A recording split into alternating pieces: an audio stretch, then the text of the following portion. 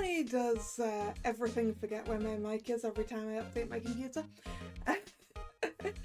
Good afternoon, everyone. Kalla here.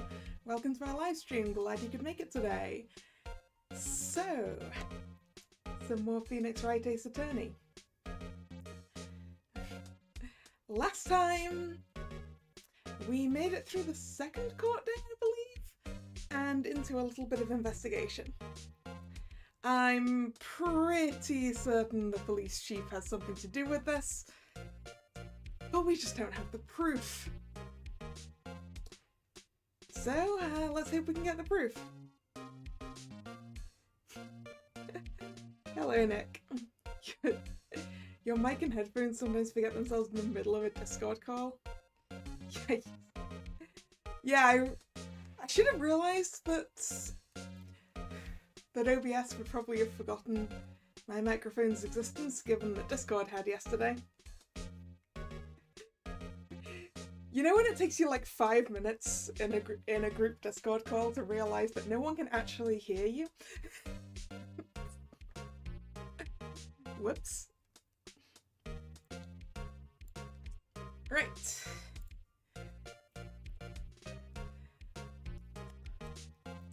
Why was I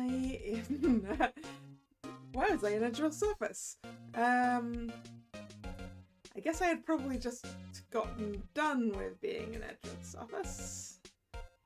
Is there new stuff for me to actually look at? Maybe.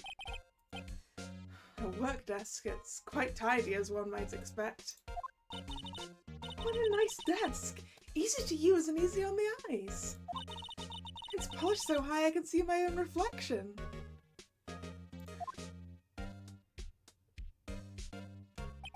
Strange. Why did I just picture Detective Gumshoe? Maybe I'll take that name plaque as a souvenir. Don't. He'll sue you. Yeah, we have actually seen that. Let's look at the trophy again. He won such a prestigious award. Why would he just leave it on the couch? Yeah, you'd think he'd want to show off this thing more than the giant steel samurai. Well, Phoenix, clearly the giant steel samurai means more to him than this.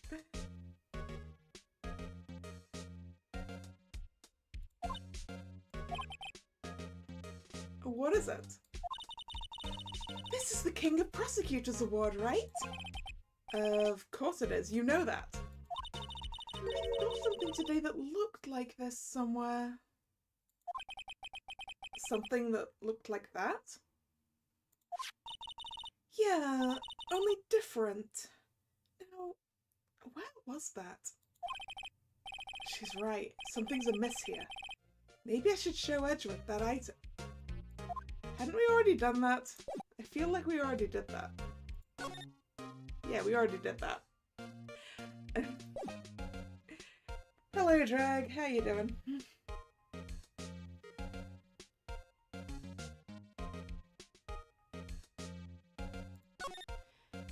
Can we go and ransack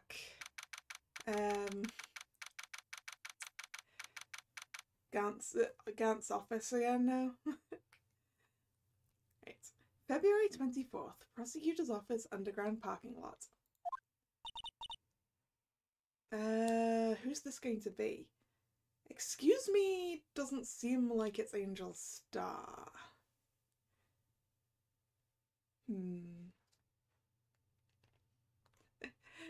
Nope, you did not miss very much at all. You missed me going, why was I in Edgeworth's office again?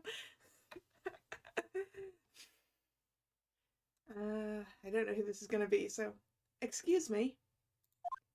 Oh, it is Angel Star, alright. It didn't seem like her. Excuse me? Would either of you care for a quarter pound of roast beef? Miss Star, I guess she's out of lunches. You certainly are the curious sort, aren't you? Kinda like the first person who sucked a cow's nipple to discover milk. Yeah, let's not think about that one. Still, I never thought you'd go digging up that case from 2 years ago. Everyone in this trial was involved in the SL9 incident. How heavy is a pound? Well, I mean, you get quarter-pounder burgers, right? I don't really have good references on weights and measures, personally. But I feel like a quarter-pounder is like a regular burger size, probably. Well, it's kind of a slightly larger than regular burger size. I don't know. Well, the first person who discovered honey, yeah. My hand in the nest of buzzing insects, yeah. Just like Winnie the Pooh does. Sticks his hand into a nest of buzzing insects for that sweet, sweet nectar.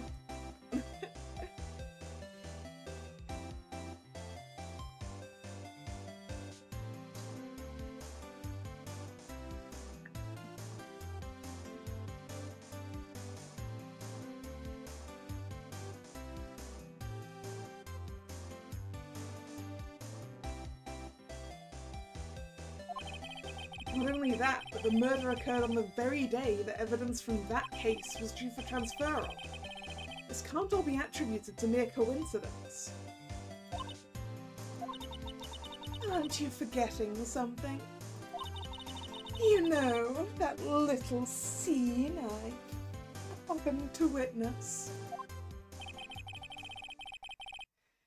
The instant Lana stabbed Detective Goodman with a knife. That wasn't the knife that killed him, I'm pretty sure. No matter how much of the past you dig up, it won't change what I saw.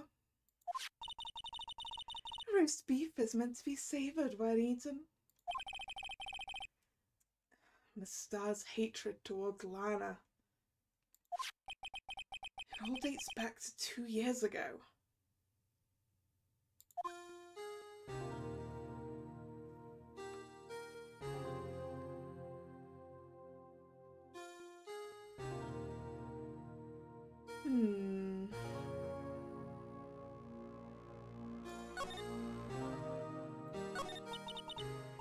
Joe Dark.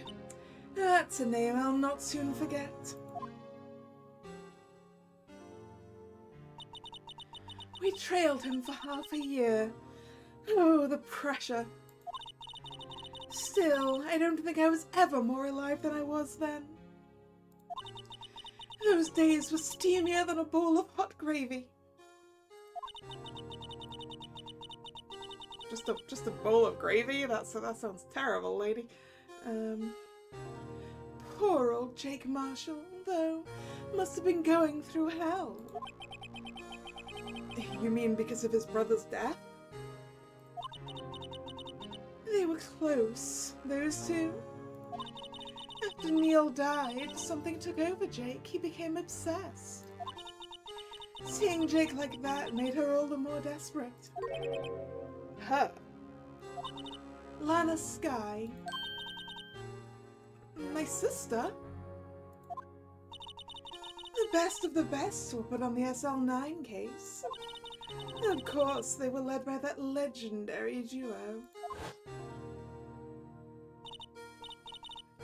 Lana and Chief Gant.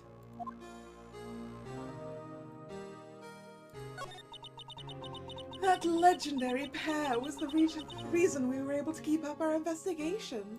And that's why we were so shocked over how it turned out. You mean with the forging of the evidence? Don't get me wrong, Joe Dark got what he deserved. Still, it was obvious the evidence produced in court was being manipulated. Items our team never found would suddenly appear, while other items were kept secret. But you don't have proof anything illegal was done. I'm proof enough of what happened. After that case, all of us save Goodman were relieved of our duties. Most without even as much of an explanation. Then Lana Skye transferred to the prosecutor's office and became chief prosecutor. Lana always wanted to be a prosecutor. Nothing's quite as simple as it appears. Huh? Lana Skye was merely being used as a pawn. And that's my take on the matter. And it's probably right, actually. I think.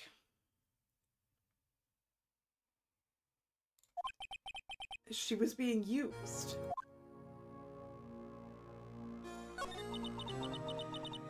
Damon Gant and Lana Skye. Gant led the investigation, with Lana second in command, and they were the best. They solved all kinds of cases together, didn't they? Damon Gant's magnetism in particular was almost unreal. His magnetism? By that, I mean his ability to attract evidence.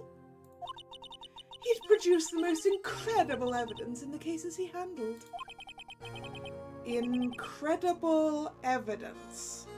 You mean... Oh, yes. There were rumors about him even back then. No one dared confront him, though. I take it she's talking about forged evidence.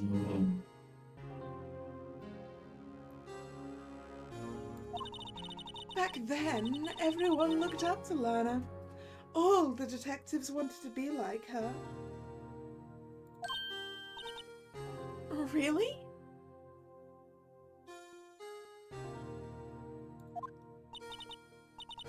Oh, yes. Myself included. I was a fool, really. She hated anything crooked, and always watched out for the other detectives. That's why she was so concerned for Jake.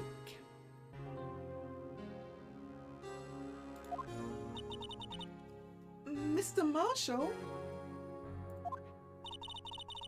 When Jake's brother was murdered, she felt as if she'd lost her own brother. If it wasn't for her, I don't think Jake would have ever recovered from his shock.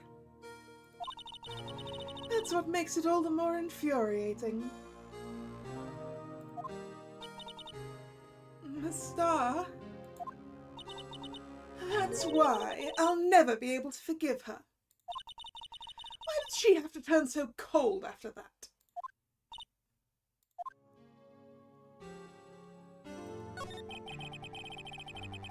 Lana transferred to the prosecutor's office 2 years ago, didn't she? Yes, thanks to Chief Gant's powerful influence. Chief. That's right, having solved the SL9 case, his position as chief was secured. There was only one thing left for him to control, and then no one could stand in his way. The prosecutor's office. What? You mean that's why Lana was transferred? If he could control the chief prosecutor, he could control the prosecutor's office. That must have been his goal all along. But how could he control Lana? Because he's holding the end of the SL9 case over her.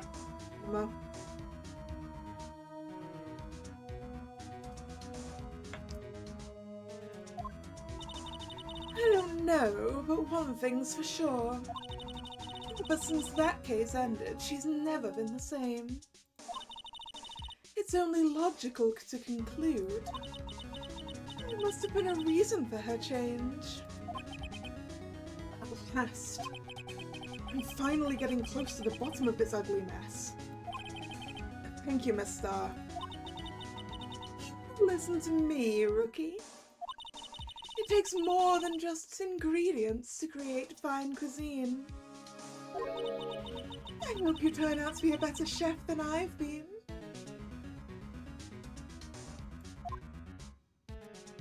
Ooh.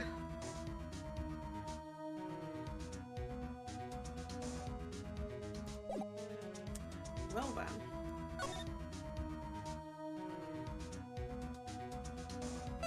Police Department entrance. Criminal Affairs Department. February 24th. Police Station Criminal Affairs Department. Oh, you're back. No, that's not my gumshoe voice at all. Where's my gumshoe voice? Oh, you no. I don't have it. Darn it. Where's my cop voice?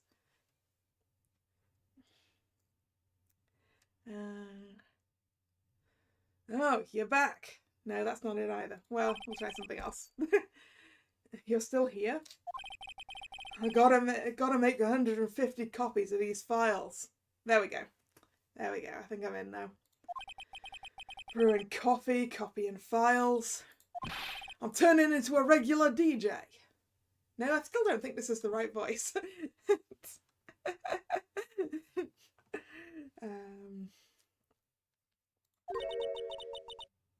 You're a DJ as well? I think he means desk jockey and you're thinking disc jockey, Emma. If I'm not mistaken, I think he means desk jockey. Oh, that DJ. I gotta admire your persistency, but my answer's still no. I'm not letting you into the chief's office, period. It'd be my neck on the line. Office is the last crime scene in the SL9 incident. We have to take a look in there. There's got to be something we can do to make the detective change his mind. Yeah, did Edgeworth give us something? I feel like Edgeworth gave us something. Edgeworth didn't deliberately give us something, but this should work. What's this crumpled up piece of paper?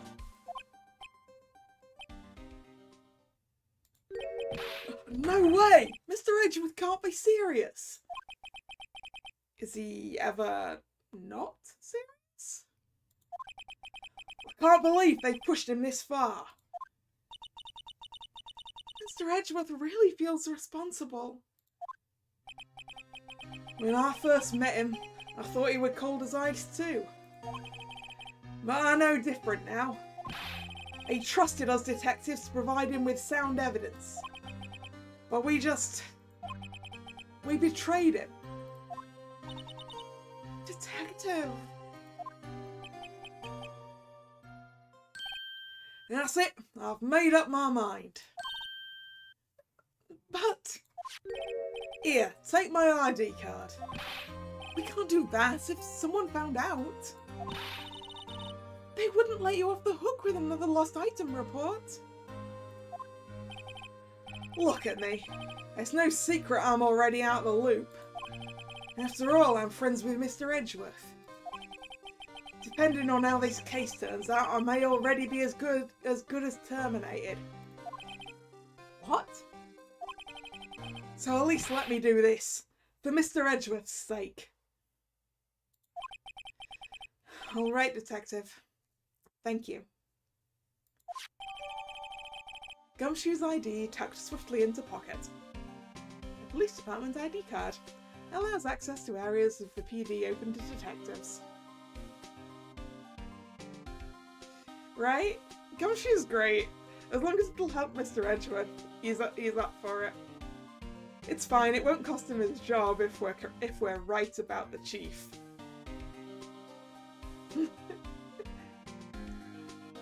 I mean, who's gonna fire him if he helps us find evidence that the chief is a murderer?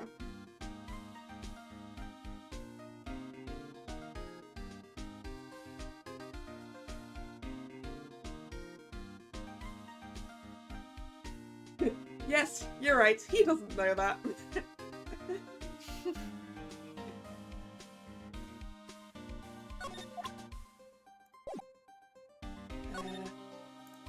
Alright, thank you very much, Gumshoe. I'm going to go and use this now.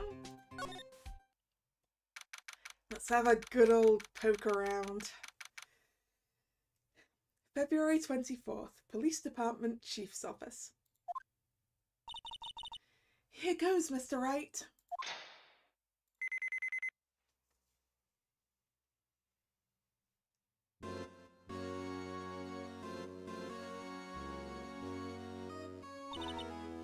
We're in! If anyone finds us now, Detective Gumshoe's a goner. If that happens, I'm counting on you to bail me out. Oh, he came with us. Yeah.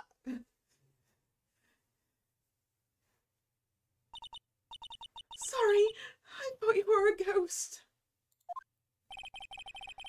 I didn't even know you could slap a ghost. Ah, Detective Gumshoe. Oh, what are you doing sneaking up on us like that? I wasn't sneaking. I was just worried something might go wrong. So I came too. If you're here, then what's the point of giving us your ID card? Gumshoe's ID crushed and rendered unusable in pocket. No.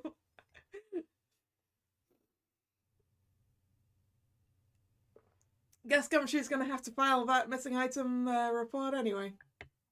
Or accidentally destroyed item. Is there such a is there such a form to fill out?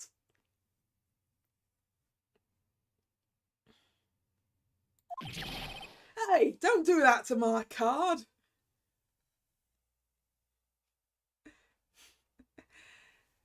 Hello, Carl Raven. Hope you're doing well. Gumshoe.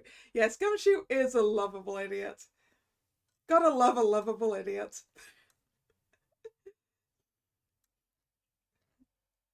Like Baccarina. Or Suzu.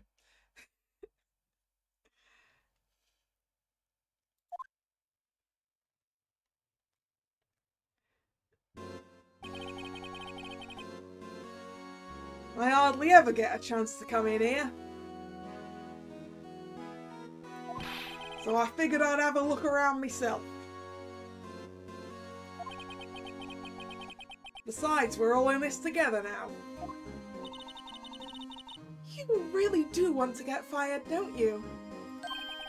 Not if we're lucky. Now come on, let's see what we can find out. I've got a bad feeling about this. But let's see what we can find out, starting from the right. You can see pretty far from 15 stories up. If you were to drop that suit of armor from here... At first the chief wanted to use stained glass for this window. Really? Why didn't he? Also, Emma, can we go back to the fact that you want to drop a suit of armor from 15 stories up? You could kill someone doing that.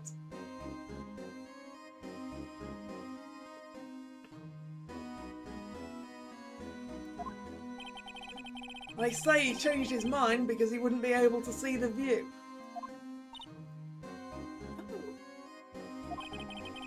Stained glass or not, it's a huge window. And a window that clearly, quite deliberately, looks like it belongs in a church, like that organ.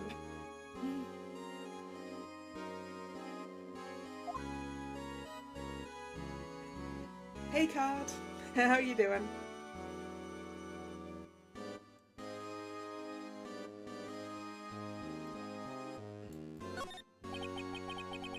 This is the real deal, isn't it?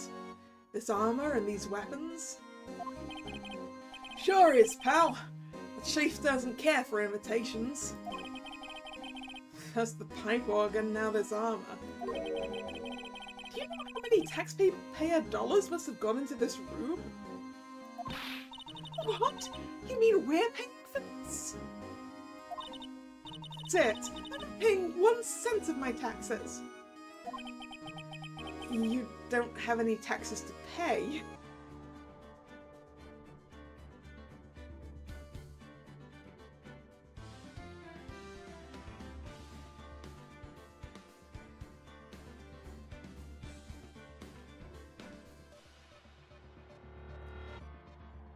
Forgot the existence of my mic again.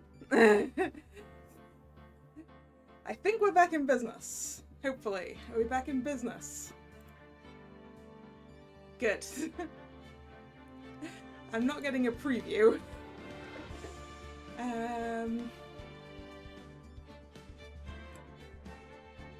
we go. I'm getting a preview now. Hooray! We're back in business. Thank you for waiting.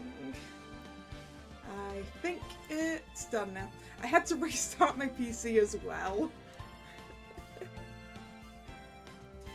Because when the router came back online, my PC was like, actually I still can't see the internet. So I had to restart that too. But we're back. Hooray!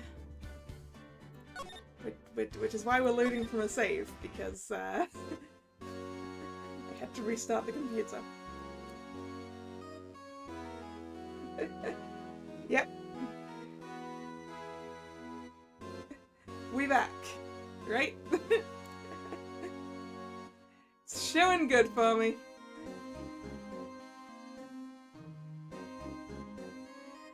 I was examining the armor. Can we... I don't know if there's a way of actually going back into the log. But, Emma was talking about not wanting to pay her taxes because tax dollars went into this room. And She said, be careful what you say, because who knows, the chief may be hiding in this armor as we speak.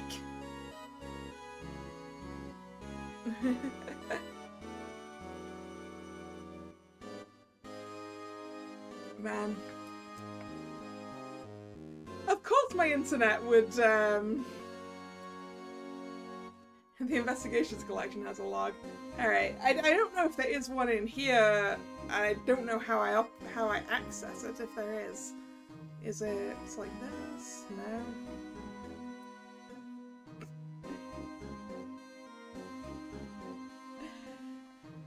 But yeah, of course my internet would decide to play up again today.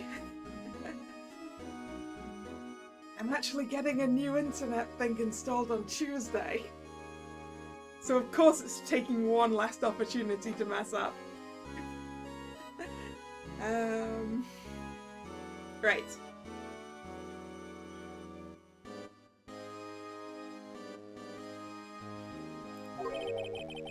I don't think he'd fit in there. Which once again, me and Phoenix Wright, same brain, on subjects like this. Because that's exactly what I said as well. I think that piece of armor is too small.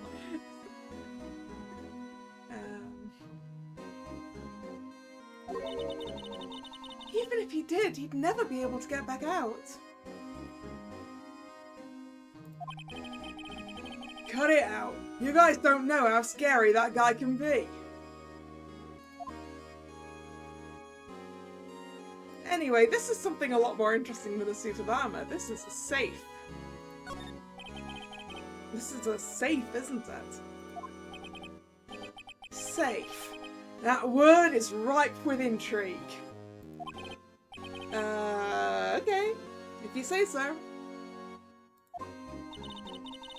It looks like a code needs to be entered into this panel to open it. A code, huh?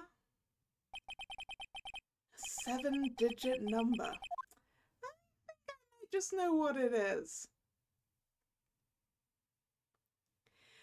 Has he just used his ID number as his safe number? Dude.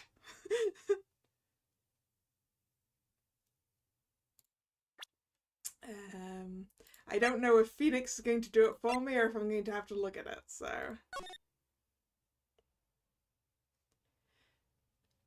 It's the all sevens one, isn't it? Yes, that's it. I think I might know what it is. Do you know what it is?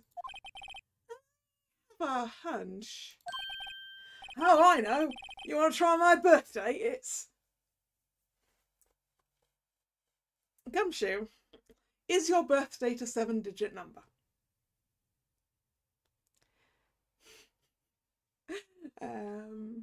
Also, why would the Chief of Police use your birth date on his safe, Gumshoe?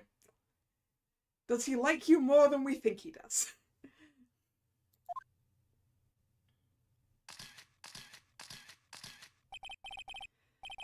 I have a better idea. Here goes nothing. If this is just 7 sevens, then the Chief of Police is dumb as a brick.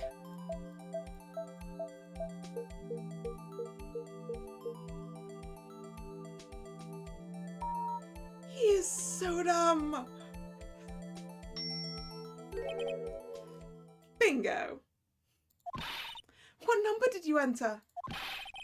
Whose birthday was that, pal?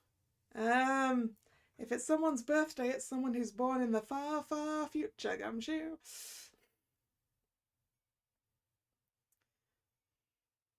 Actually, no, that still wouldn't work. I can't get a second 7 in on the days or months. Actually, no, I suppose if we go into the far, far, far future when we have 5 digits on the year, then maybe it could be someone whose birthday is the 7th of July.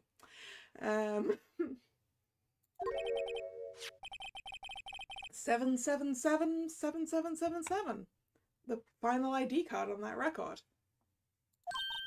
What? The number of the mysterious executive officer who entered the room that day. Yeah, Chief of Police wants to control the prosecutor's office, but he has a password that's the worst possible it could be. Right?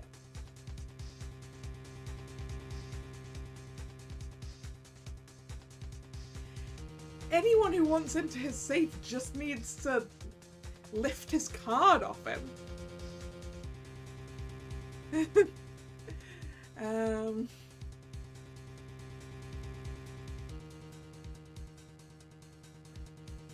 if they lifted his card off him, they'd get into this room and then they'd get into the safe. So dumb. Using someone's birthday would have been a lot better. But also equally easy to crack. You mean 777777? That ID number. Yeah, I'm pretty. Yes, I thought so. Gumshoe only did 6 of them. I think you're 1 7 shy this time. This can only mean one thing. That's Chief Gant's ID number. Say, anyone care to look inside?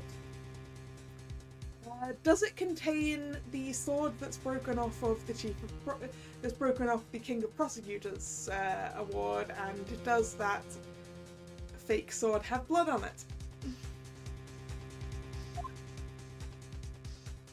I would in fact really like to look inside, yes.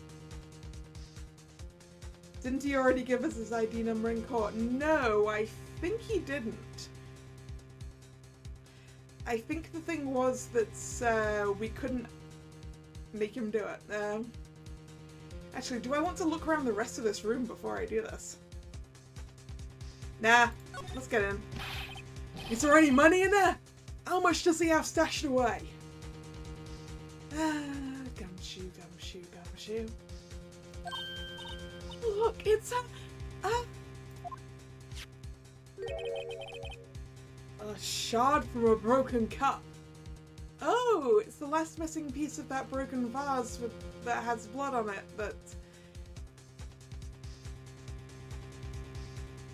Does that have something written on it in blood, rather than a splash? It somehow looks familiar. Where have I seen this before? There's something else in here too. What's this? It looks like a piece of leather cloth with a handprint on it. This is a handprint, isn't it? Hey, I saw someone wearing a shirt like that once. You think the chief made up the design? What, a shirt with handprints on it, Gumshin? I think so. Oh.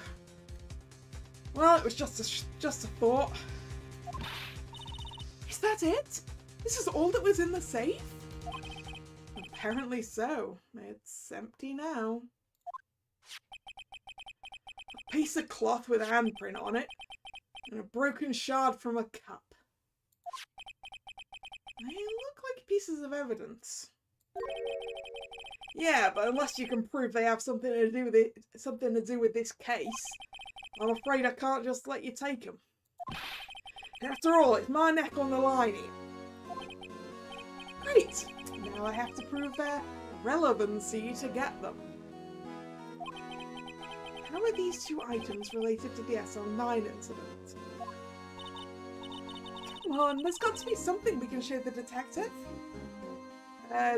Do we have the rest of that vase in here? Yes, we do.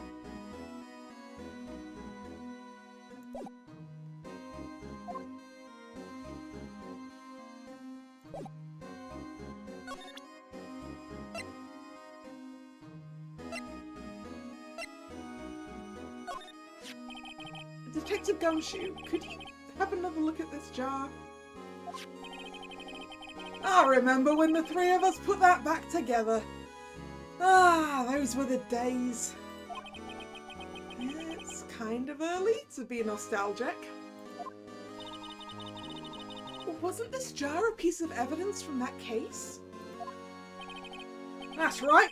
One of the shards had an SL9 incident sticker on it. Doesn't this ring any bells? You know, that fragment we just found? You mean this one? That was in that safe? Yes, that one. That was in the safe.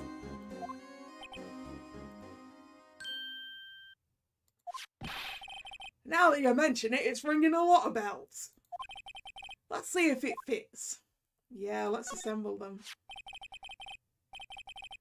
Here, let me see that shard. I'll take a crack at this. Go ahead, pal. Show us what a rookie can do. Also, have we been carrying around this entire jar? Mr. Wright, here's some glue. If I can piece this together again, it'll prove Chief Gant was knowingly hiding evidence. Here goes.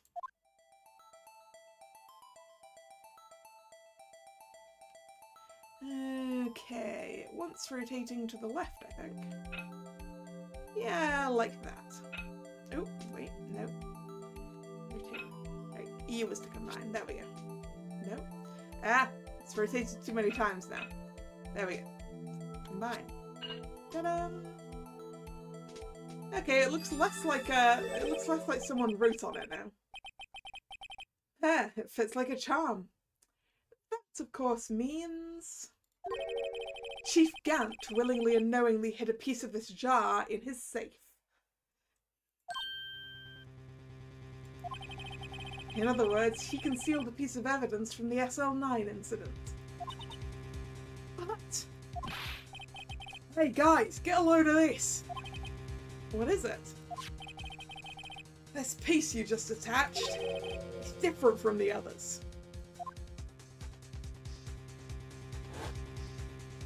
I did think it looked like someone had written...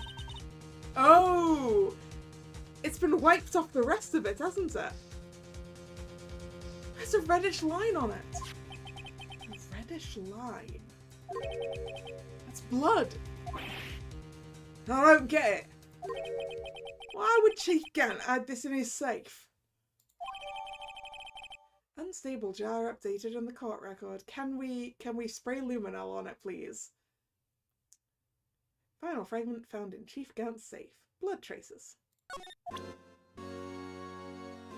Check.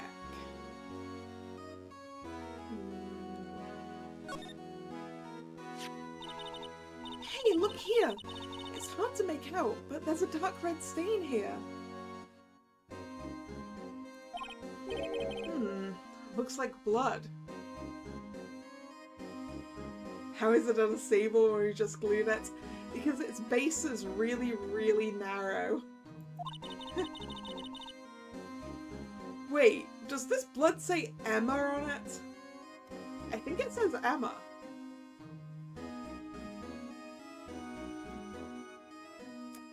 Well, that certainly explains the concealing of various evidence and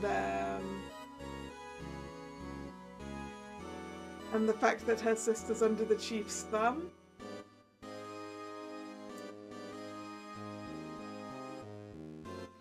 Did Emma accidentally kill a man?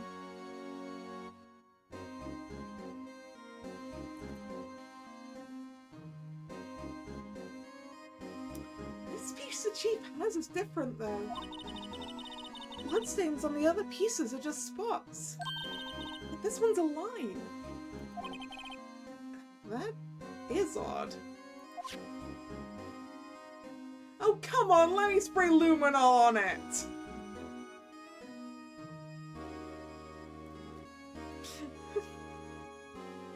Let's spray luminol on it.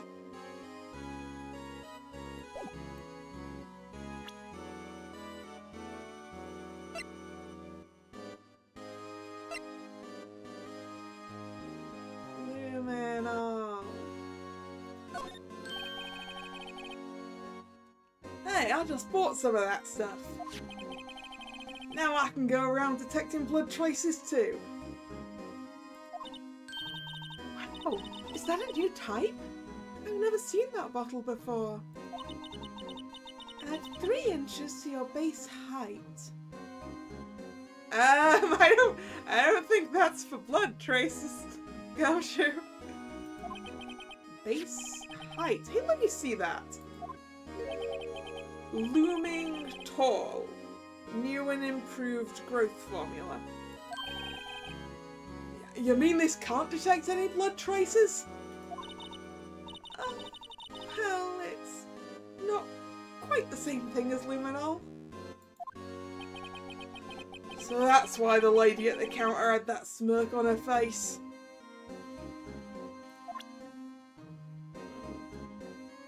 I mean, I don't know how long luminol can work.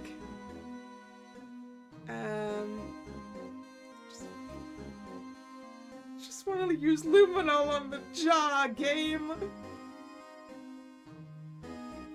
The game really doesn't want me spraying luminol on everything I want to spray luminol on, does it?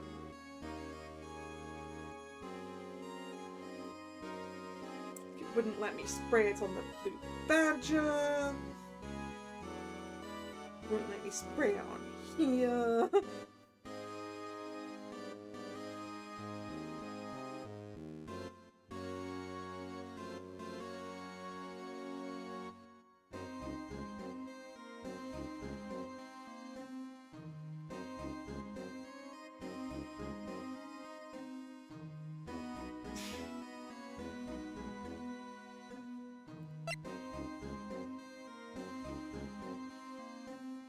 Alright, maybe I can use my other thing. Maybe I can fingerprint that piece of leather.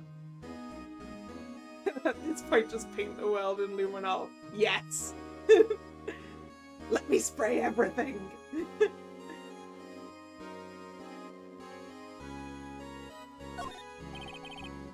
Detective Gumshoe, I'd like you to have a look at this. I know what that is. So you want to take some fingerprints? That's a great idea, Detective. Alright, go to town. Sheesh.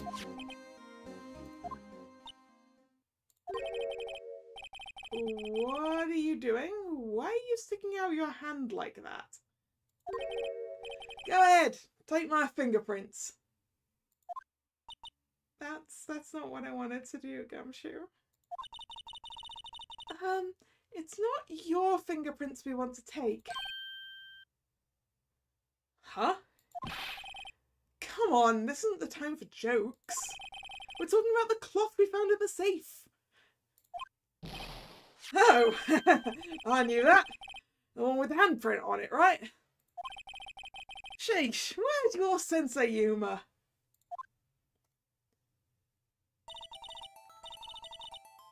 Okay, Mr. Wright, let's check for prints. Sprinkle the powder on the cloth. Then, once they've been absorbed into the prints, blow the rest away. What are you, my mum? I don't have to be told a million times. Alright, let's get this over with.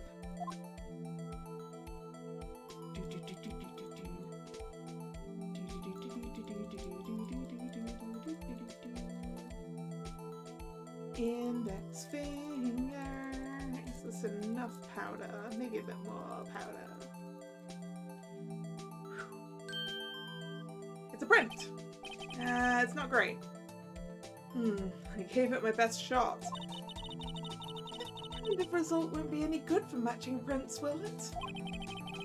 And it doesn't look like we'll get a clearer result from this print. Okay, let's try a different finger then. Okay, so that one's not, yeah, I guess that one wouldn't be a good one. The middle finger, little finger or thumb look like they might be better. Let's go for the middle finger.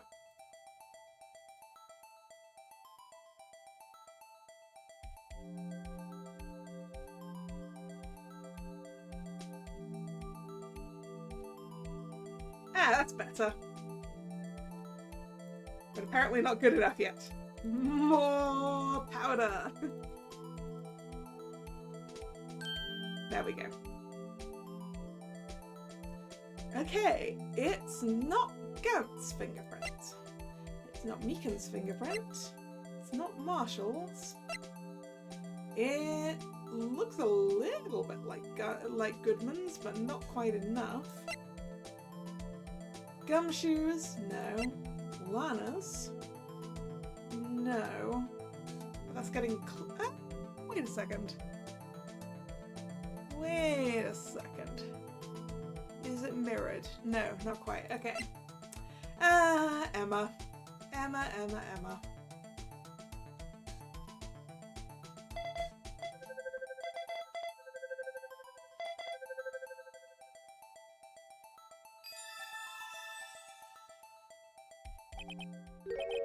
No! How can this be? I mean, Phoenix, you knew Emma was around there.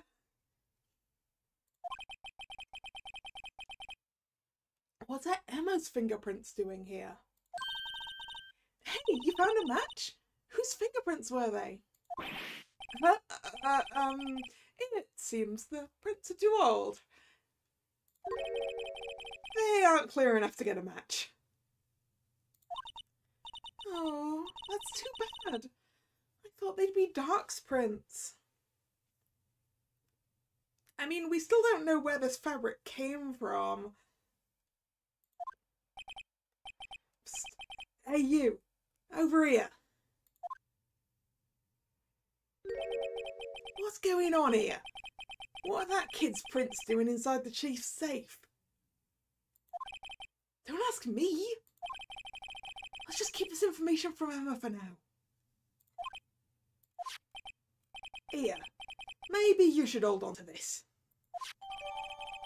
Piece of cloth folded and added to the court record. Found in Chief Gant's safe. Evidence for something, but what? Bears Emma Sky's prints. I mean, what kind of fabric thing could this be that Emma has clearly put her entire hand on?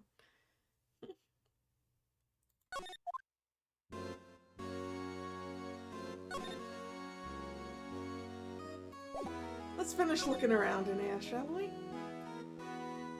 Fancy phone. Wow, look at the size of Chief Gant's desk. Speaking of that, when we were here earlier... Oh, it's you two! Chief Gant! He put that paper he was reading in his desk. Let's go rifle through the drawers! I wonder what he was reading. This looks like a list of evidence. A list of evidence? In most cases, the list runs twice as long as this, though. Hey, look at the case name! Huh? SL9 incident? I wonder what this is doing here. Oh, hold on, Detective. What did you just say? I said, I wonder what... No, about evidence lists? Normally they're twice as long? That's right. I guess there wasn't a lot of evidence. Half-sized list of evidence. The list of evidence. It seems too short. Most lists run twice as long. What would the other half of the lists be doing here? I knew it! The chief must be hiding something about that case. It would appear so. Evidence list added to the court record. List of evidence in the SL9 incident was ripped in half, so this part is all I've got. Alright, let's have a look at that then.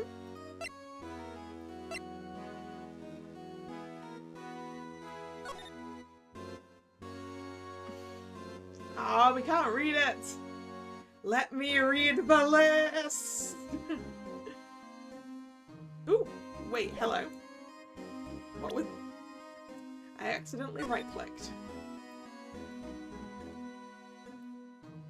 I wonder what this is. It looks like someone drew some kind of sketch here. What is it? Did you find something? I can't make it out. Better keep quiet about it for now.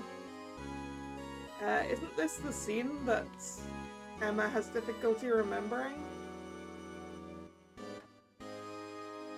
That doesn't look particularly stabby up there. Huh, oh no, it's nothing. Why are your eyes moving around like that, Mr. Wright? I'd better not forget about this picture.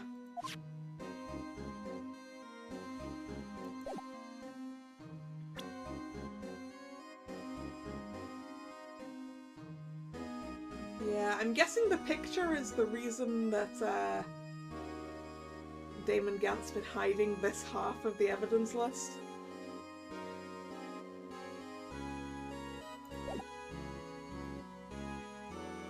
You can still look at the desk. Wow, look at the size of Chief Gant's desk! We found this inside the drawer. A list of evidence from the SL9 incident. I bet you I've had the other half of that list. What would this list be doing here? We'd better look a little more into this list. Alright. A chief's organ sure is a sight to behold. Occasionally we hear him playing it from the Criminal Affairs Department. That's on the 2nd floor, and this is the 15th floor of an entirely different building.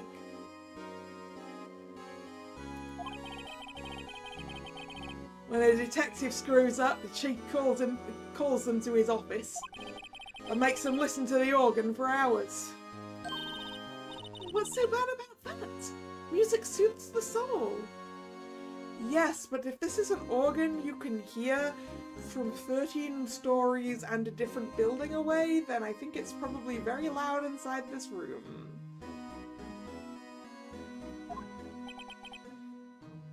To that, the detective can't hear anything for days except the ringing in their ears.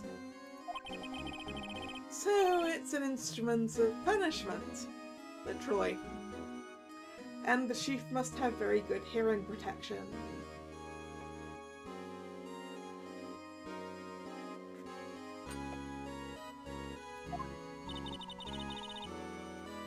But aren't the chief's ears affected? He never listens to anyone anyway. That's beside the point.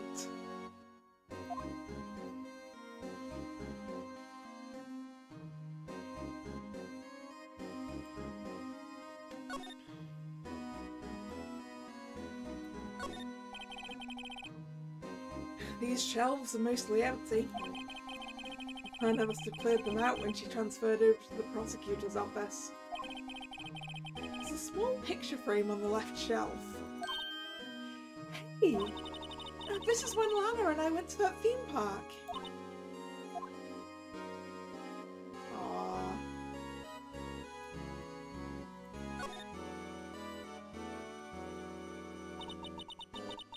This was taken on that day 2 years ago. The day Joe Dark ran out of the questioning room and tried to kill Emma.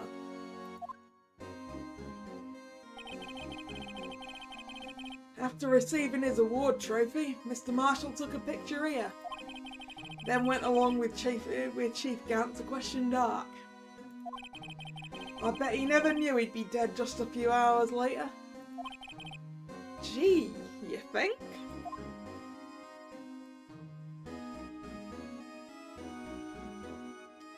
Wait, so that was over there where the safe is now, huh?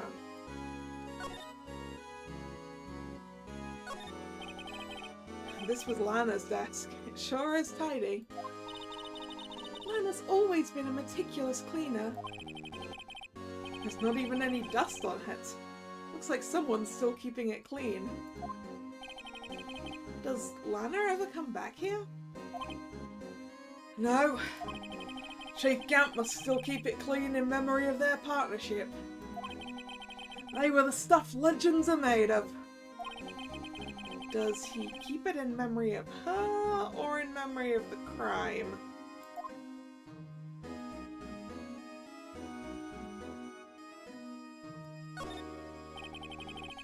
Look at that giant window. Makes you want to crash through it and jump outside. No! Gumshoe! Gumshoe, why is that your first thought? Gumshoe, we're 15 stories up. Or actually, possibly only 14 stories up, I guess. Given that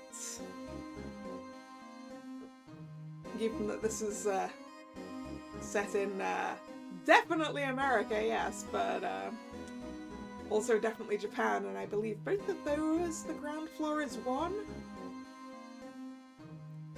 So I guess we're 14 stories up.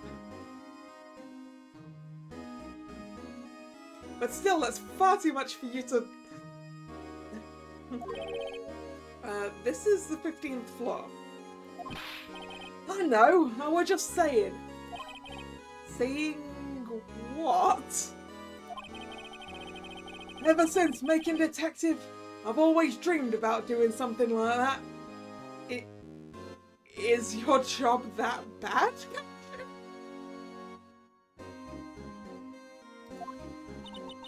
Note to self, Detective Gumshoe has a lot of dreams. So long as he doesn't go crashing through that window when he gets fired. Don't say that!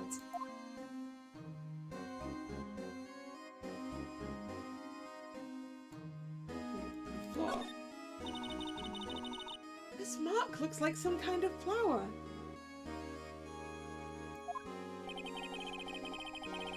Word is, this designed after the insignia on the prosecutor's badge. Prosecutor's badge?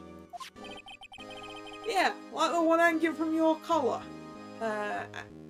Excuse me, this is an attorney's badge, Gumshoe. What? They have badges too?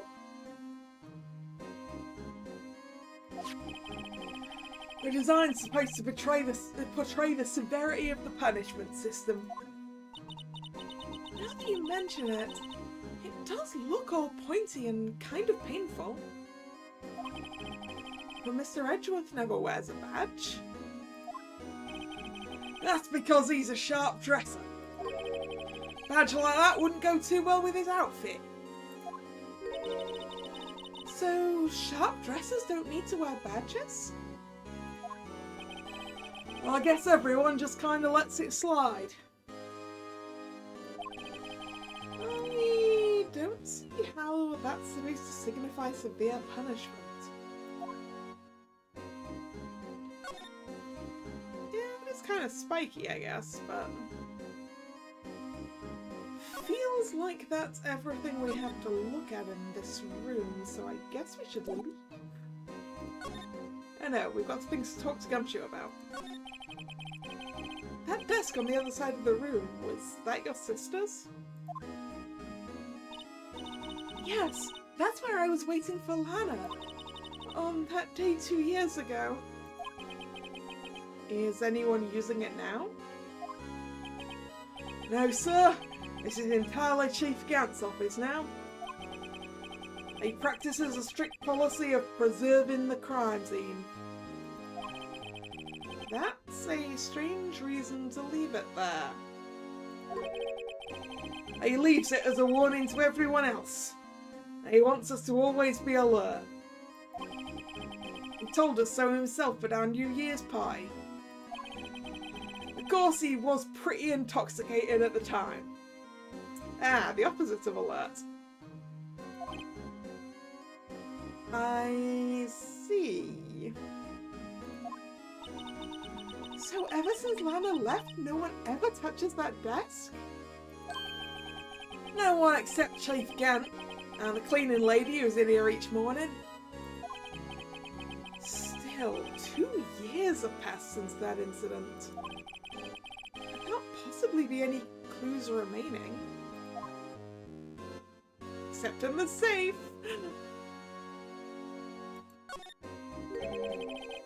Can I ask you something?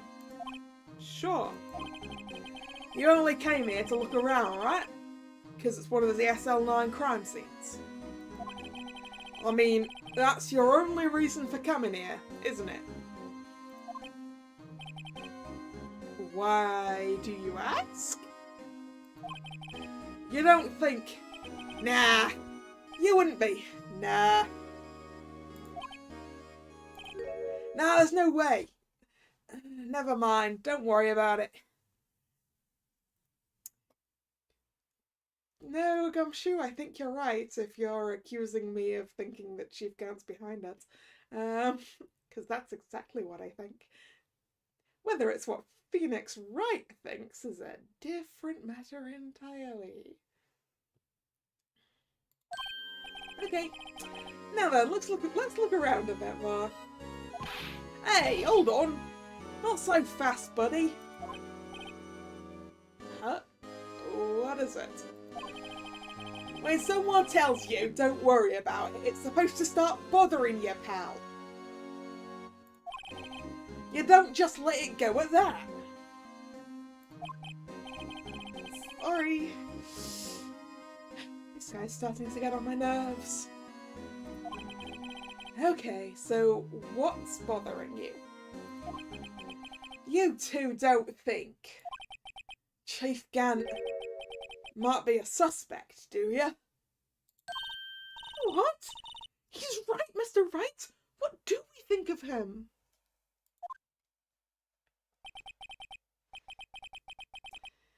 Chief Gant. So it's finally come to this. What do I think of him? He's very, very sus. So sus. Incredibly sus. Perhaps it's best I don't divulge my feelings yet.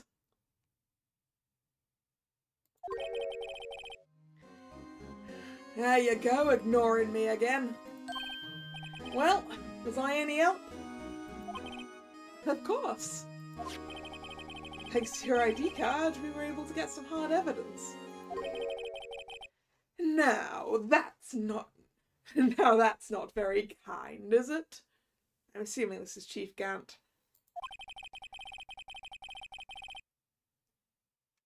In other words, if it wasn't for his ID card, he would have been useless. Isn't that right, you in the coat? It is. Busted!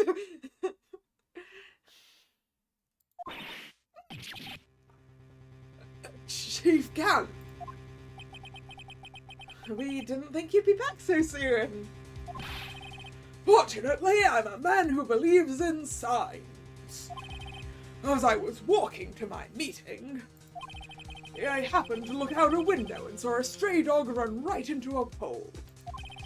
Just then, I thought of a certain detective. Well, that's not very fair.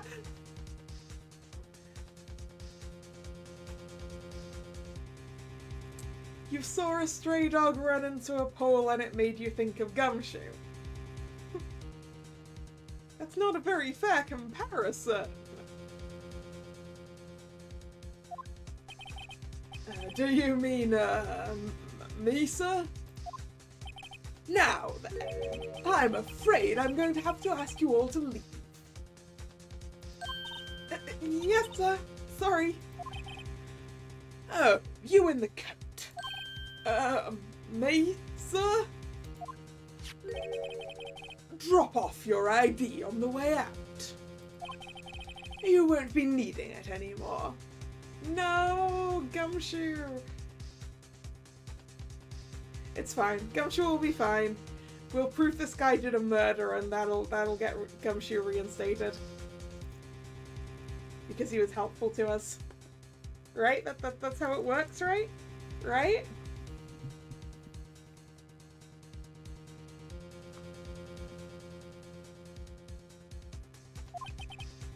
But sir!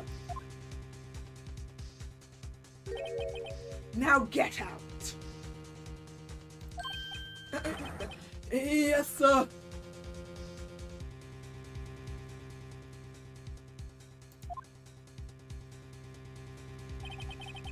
We'll be on our way too then! Wait, you! The one without the spiky hair! Don't go yet! Me, sir? No, this is a bad idea. Emma, don't stay with him. Emma, don't stay on your own. Emma, I don't trust this guy.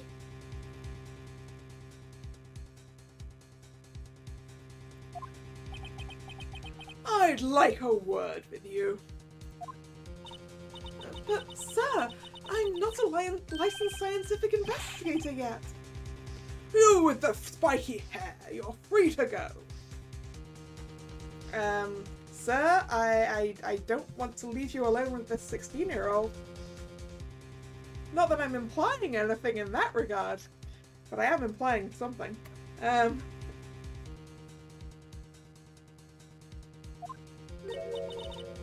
Mr. Wright!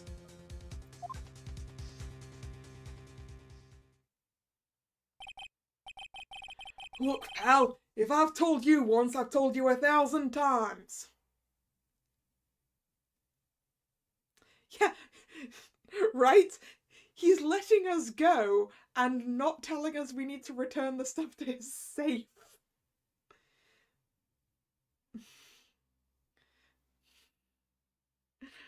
Like, this is incredibly suspicious why he doesn't seem to want to stop us.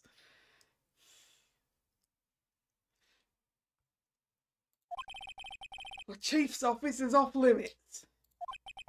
Well, no, you had to just go sneaking in there like that, didn't you? I thought you said you didn't care anymore if you were fired. Yeah, but if I knew it'd be like this, I never would have said it. Now that I've seen the evidence Chief Gant was hiding in his office, I think I'm finally starting to get the picture.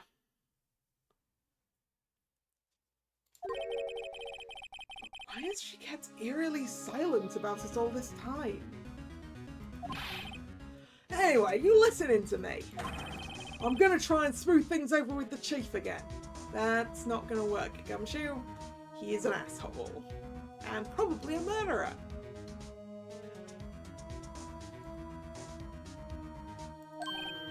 Later, pal. After that, I heard from Emma. She said the police wanted to ask her some questions, so she'll be busy for the rest of the day. February 24th, Detention Center Visitors Room.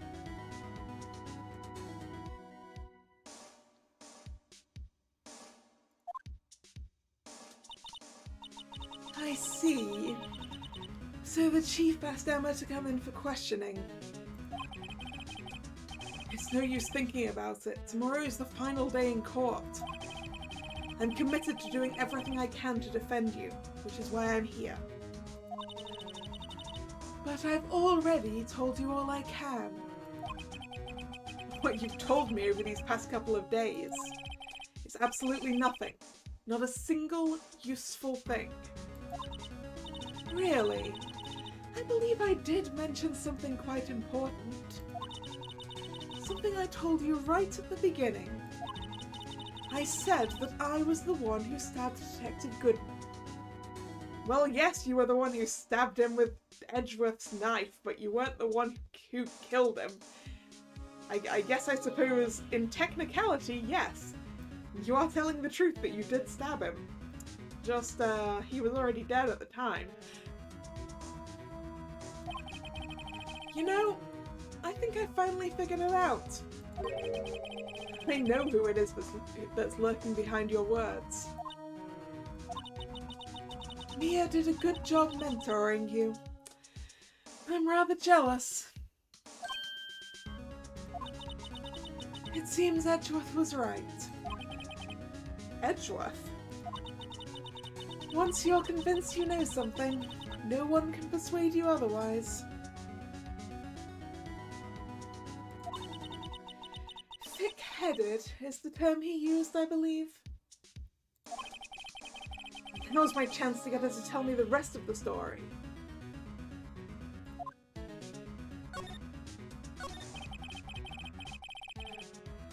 I have to admit I was more than a little perplexed at first. You insisted you did it, yet there was no incriminating evidence. That's when it hit me. It's not that you're unwilling to tell the truth. It's that you're incapable of doing so because of a certain individual. What an intriguing notion. A certain individual, you say? So you think I'm protecting this person? No, I think you're protecting someone else. Protecting? No, I think afraid of is more like it.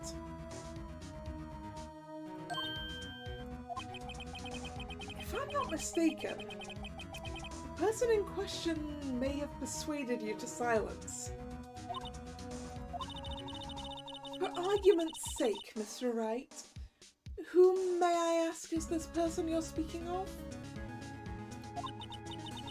The one I'm supposedly so frightened of. What is that person's name? Well, that would be Mr. Damon Gaunt. Well, Miss Skye?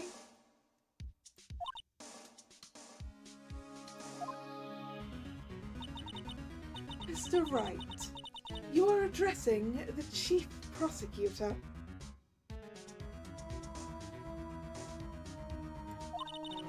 Do not forget your place. I take it she's still not ready to spill the beans. My apologies. Could you tell me a bit more about what you think you know?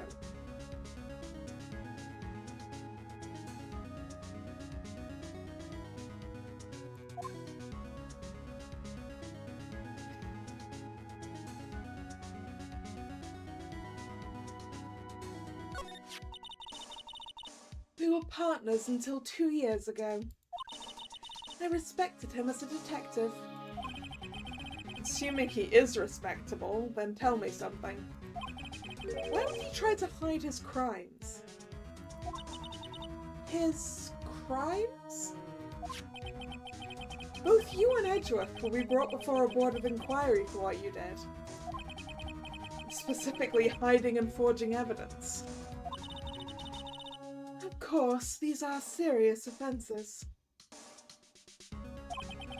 Why is it, though, that Chief Gant's name was never mentioned? Chief Gant? Edgeworth didn't know the truth behind the forgery. The only party who could have possibly tampered with the evidence was me. I had access because I was second in command of that investigation. Yes, you, but one other. Damon Gant. If you intend to accuse Chief Gant, you'll need more than just words. Show me proof that Chief Gant falsified evidence in that case. Okay, proof of Gant falsifying evidence in that case. Now we have proof of him hiding evidence. Do we have proof of him falsifying it?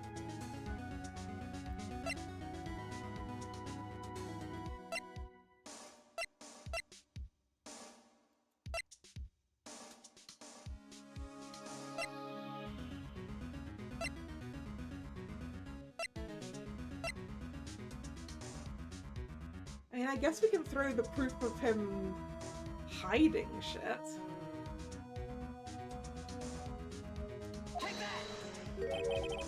I just found this in a safe in the chief's office.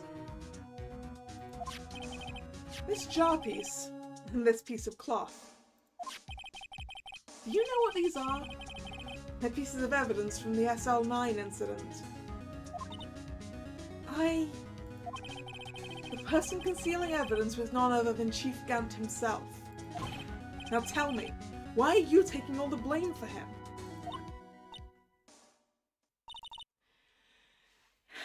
Touché, Mr. Wright. It's as you surmise. I cannot disobey the Chief's orders. Even if it means being found guilty for murder. Why not? Come now, Mr. Wright. You can't possibly expect me to be able to tell you that. 3 days ago, I had no choice but to cooperate. In the murder of Detective Goodman? Or perhaps I should say, follow orders. Yes, that's more accurate than cooperate. Although I can't tell you the details, I can say I was given an order that day. I need you to dispose of Bruce Goodman's body. You'll find it inside the trunk of Miles Edgeworth's car.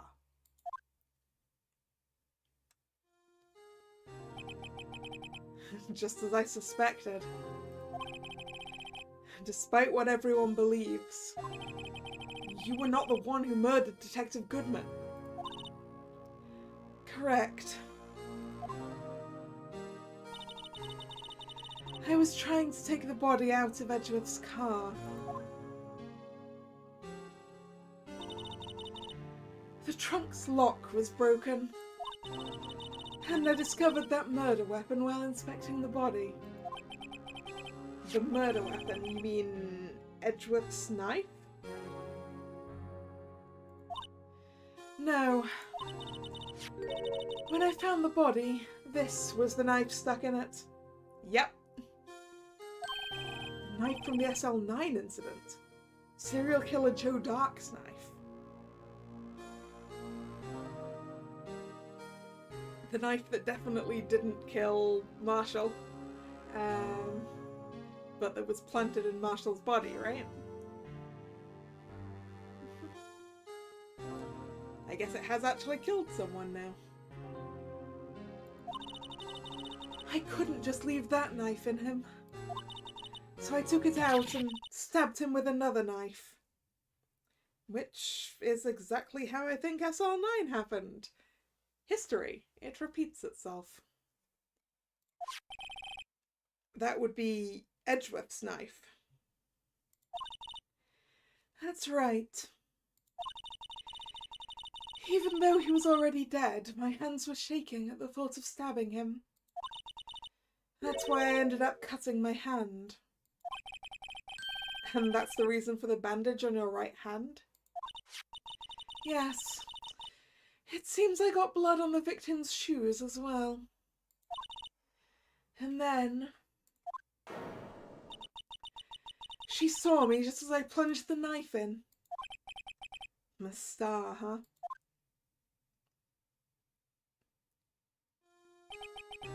Why did you need to hide Dark's knife so badly?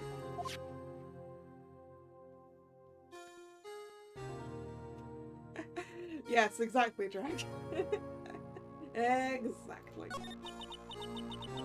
It took a lot of work to finally close the Dark case 2 years ago. It was over with. I didn't ever want it to be opened again. My intent was to prevent that by whatever means possible. So you hid Dark's knife? The weapon used to stab the detective was evidence in the Joe Dark case. If word got out, which it would, the reporters would have had a field day with that. So you wrapped the knife in your scarf and hid it. In Edgeworth's exhaust pipe. Right. And then I called my sister to tell her what happened and ask her to hide the knife that was inside my muffler. You asked Emma?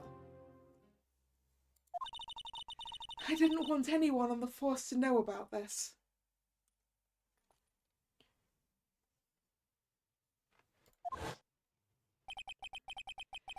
That would explain why Emma is so confident.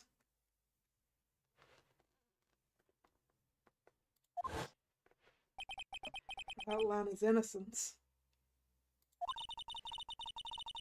Speaking of phone calls, I had a bad feeling about one of them that day. A bad feeling?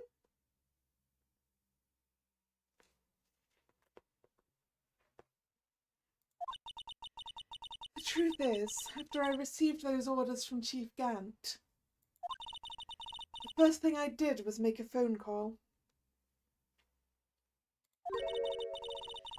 A phone call to Patrolman Jake Marshall.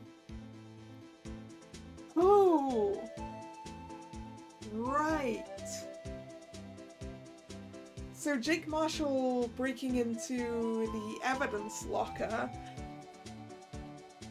was because they figured that Gant was going to do something with it?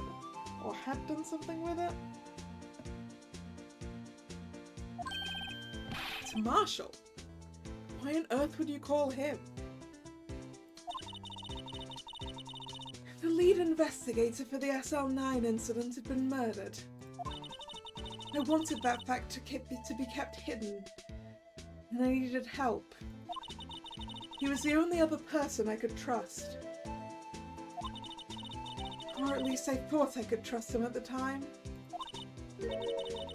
However, it seems that after I spoke to him, he went off on an escapade of his own. Oh, you mean... Not wanting the case to die, he decided to take things into his own hands. He disguised himself as Detective Goodman and tried to steal the evidence. He had already stolen the ID card, but it seems he still hadn't made up his mind to break into the evidence room.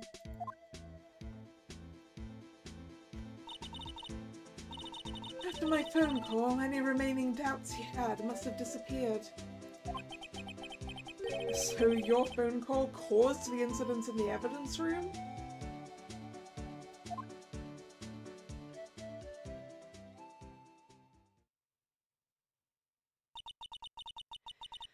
I'm afraid that's all I can tell you. But, Lana, you've earned my respect, Mr. Wright, both as a defense attorney and an investigator. Now please, don't pursue this any further in court tomorrow. I'm sorry, Lana, I'm sorry. I'm going to have to bring your sister into this. I'm sorry.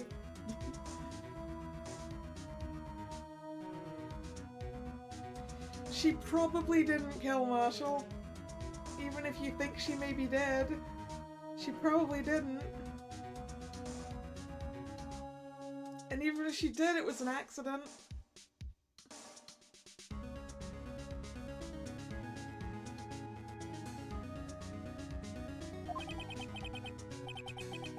Tomorrow's trial. There's only one way to drive off Lana's demons. I've got to get to the bottom of everything. Detective Goodman's real murderer?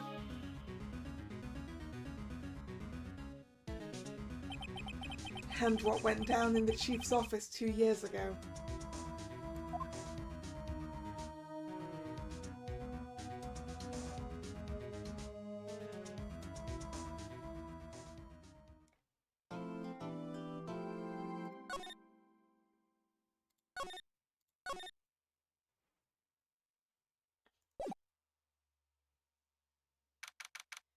February 25th, 9:47 a.m. District Court, Defendant Lobby number 2.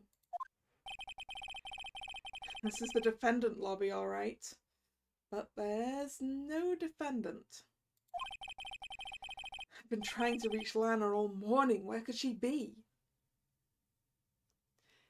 Couldn't she also be off the hook due to her age? Yeah. Yeah, how old is she now again? I said 15, but I could be wrong. So I said 16, but I could be wrong. Yeah, she's 16 now. She would have been 14 2 years ago. Which probably isn't young enough to get her off the hook.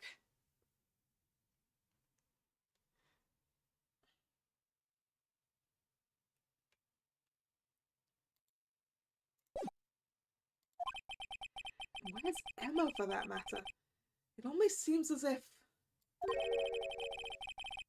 something's been happening behind the scenes.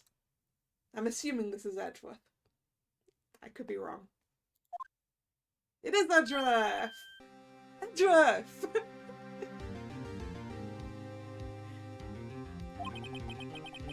Knowing you, you've already figured it out.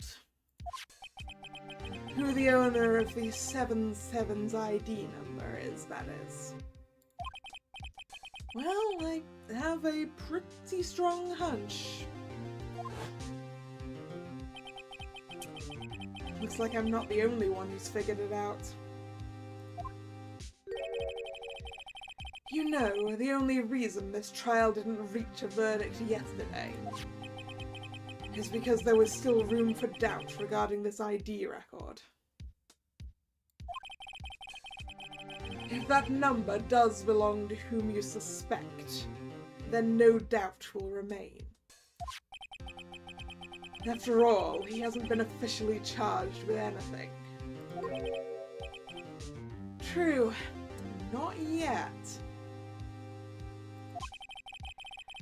In any event, once all doubt has been removed from that list, I can call for a ruling. 5 minutes, Wright, and Chief Prosecutor Skye will be found guilty. Yeah, we've got to make something stick to the Chief of Police, which is not gonna be easy, is it? But she didn't do it. I figured you'd say as much. That's why I came here, to hear what you have to say.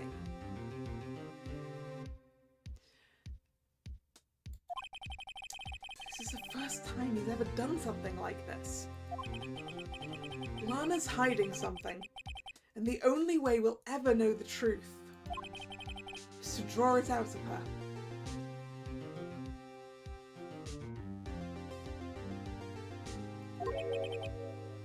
The truth.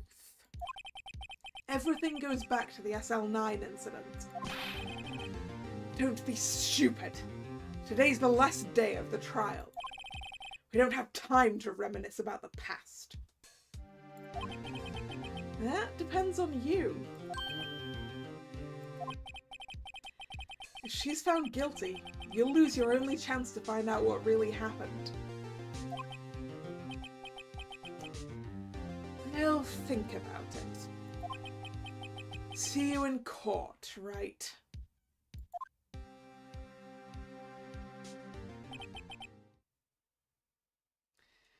This is it. If I'm ever going to find out what Chief Gant has on her, it's now. February 25th, 10 AM, District Court, Courtroom number 9.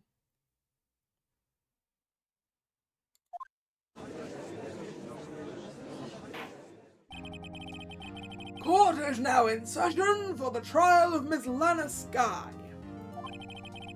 The defense is ready, Your Honor. The prosecution is ready, Your Honor. Normally, this is where the prosecution puts forth its opening statement. But before that, the police chief has a proposal to make. Does he now?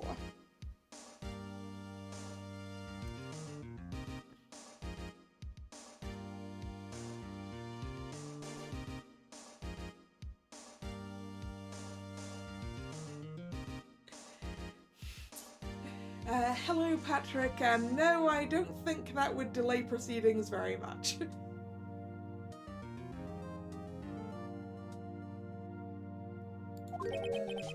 Chief Gant.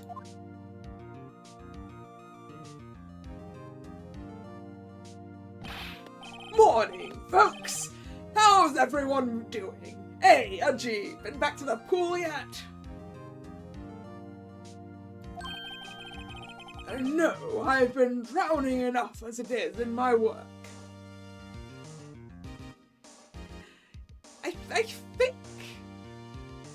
think this courtroom's been courtroom number 9 all case, right, Drag?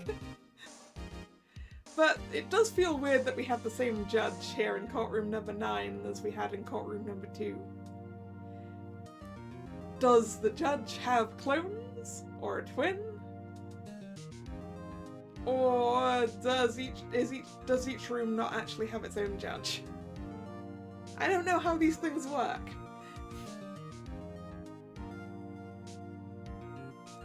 I only know how juries work.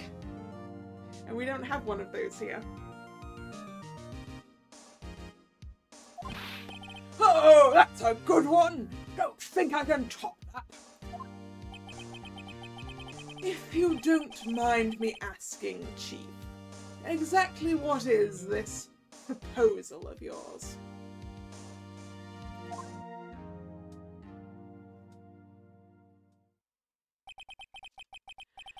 Lana, that is to say, the defendant, has asked me if she could speak directly to the court. She wants to do what? Having heard what she intends to say, I feel she should be granted her request. In the end, it should save everyone a lot of time and trouble.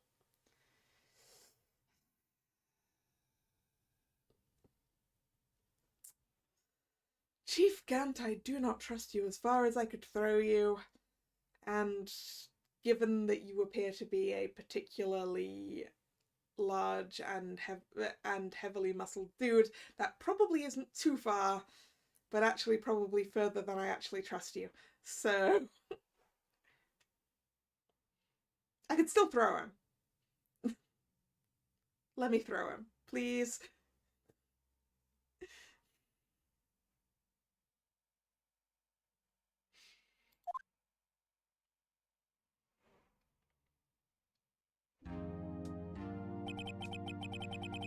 What's this all about, defendant? I'd just like to make one simple request, and I'll be finished. Well then, what's your request? Your Honor, I'd like you to put an immediate end to this trial. Huh? I confess to all charges against me. On February 21st of this year, I murdered Detective Bruce Goodman in the underground parking lot of the prosecutor's office.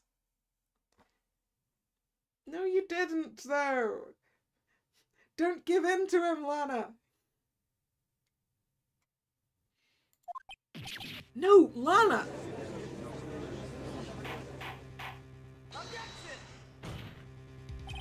You can't! Your Honor, the defendant's claim does not change the defense's plea. In that case, Mr. Wright, I no longer require your services. But Lana! Your Honor, I hereby forfeit my right to an attorney. The prosecution may lack direct evidence against me, but it has sufficiently proven its case through testimony and circumstantial evidence. I would like you to render your verdict now, if you please. Well, the defendant certainly has the right to self-representation. The request is legally valid, although this is an unprecedented situation. Indeed, it appears there is no further need to continue this trial.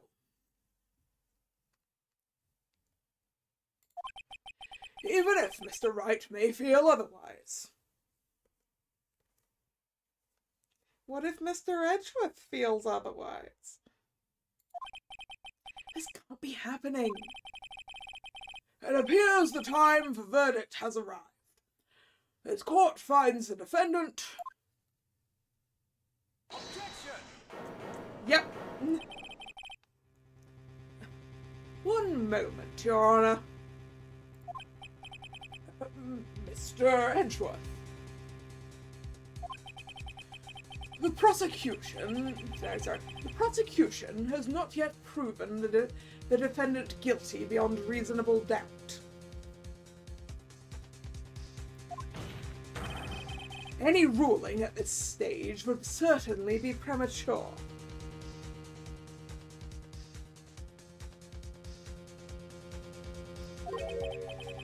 Come now, Worthy. I understand this is a difficult time for you. But why don't you just be a good little boy and keep your mouth shut,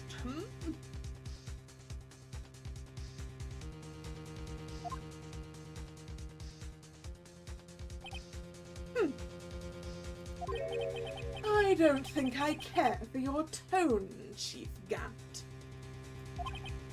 What? Creating another fabrication to cover up your past mistakes. Sorry, but I'm no longer the naive little boy you would have me be.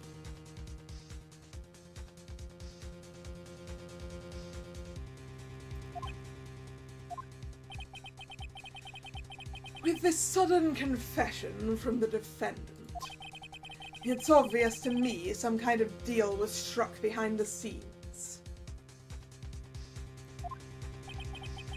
Some kind of deal? Not everyone operates as you do, Worthy.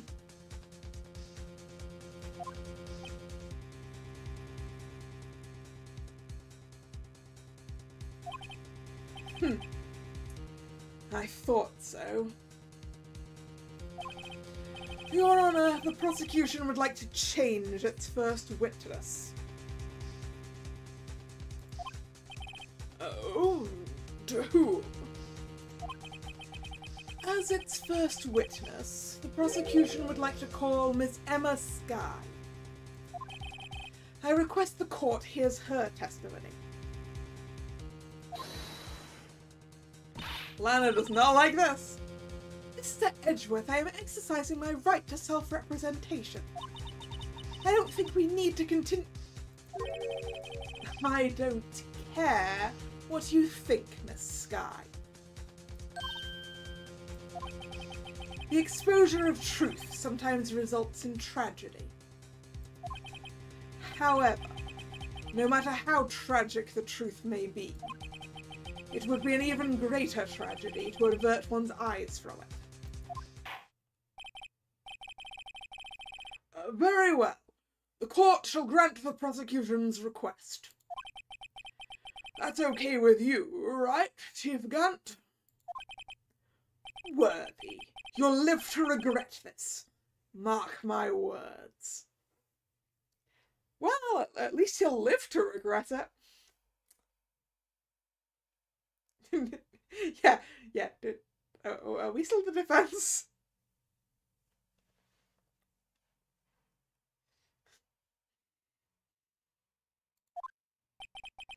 Ms. Emma Sky, please take the stand. Looks like Edgeworth has decided to take the horse by the reins.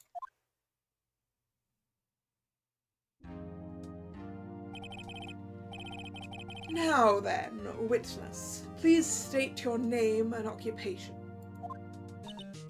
My name is Emma Sky.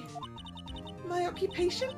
I'm Lana's little sister, and I want to be a scientific investigator. And neither of those things are your occupation. I believe your occupation is student, Emma. 2 years ago, you encountered the serial killer Joe Dark of the Joe Dark killings. Is this correct? Yes. I'm trying my hardest to forget about that, though. I'm sorry, but I'm afraid I'm going to have to ask you to recall those events one more time. Mr. Edgeworth, please remember this trial concerns the murder of Detective Goodman. Is an incident that was resolved 2 years ago really all that relevant? Yes, it most certainly is. Well, okay then. He sure gave in fast. Now, please testify about what happened to you 2 years ago.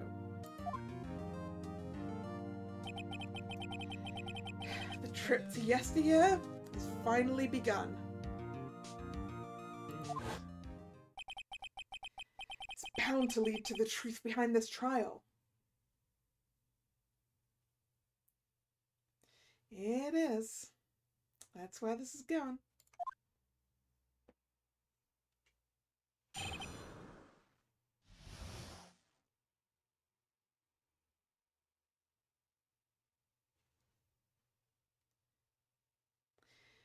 Two years ago. I was waiting in my sister's office that day. A man came running in and took me hostage. Neil Marshall rescued me. I'll never forget what I saw in that instant. The man raised up his knife and stabbed Mr. Marshall in the chest.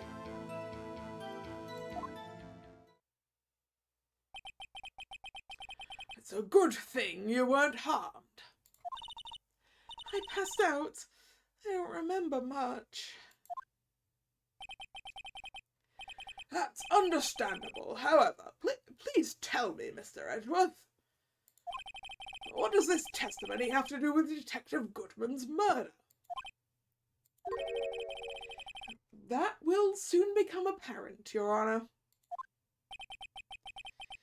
You've got to admire him for his courage, considering he has no evidence. Very well, the defense may begin its cross-examination.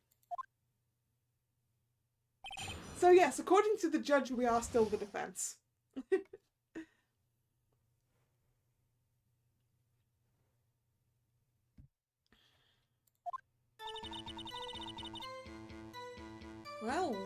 begin pressing, I guess. 2 years ago, the defendant was a detective at the police department, correct? Yes. She was second in command under then deputy chief. She was second in command under then deputy chief. Why can't I say deputy chief of police?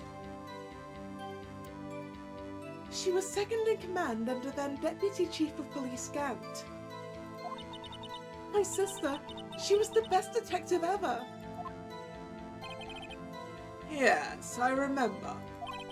Deputy Chief Gant and Miss Sky used to be quite the pair. I believe they shared the same office. That's right. I'd always sit at my sister's desk and dream about playing that organ.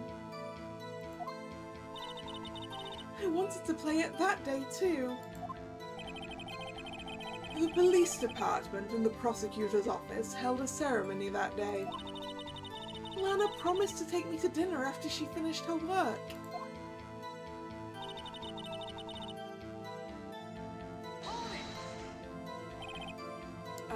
Man. Oop, wrong button. Yes, Joe Dark. He was a serial killer. Joe Dark was brought in for questioning on the day of that ceremony. We were desperate to get anything on him that would lead to an arrest. When he saw his chance, he fled the room, right? Upon fleeing the room, Dark proceeded to take the elevator. He must have been in a panic because the elevator was going up. Then he ran into Sky and Gant's office. There was a lot of noise coming from outside, so I opened up the door to have a look. That's when I saw him.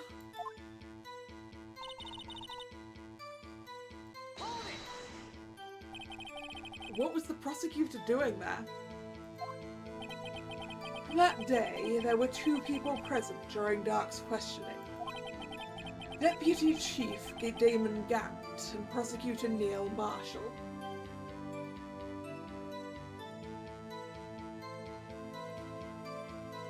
Yeah,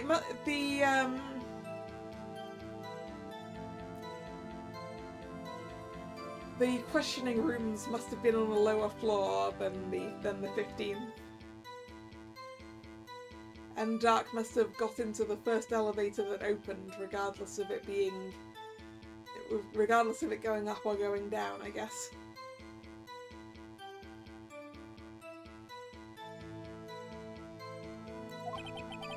Almost forgot about Gant.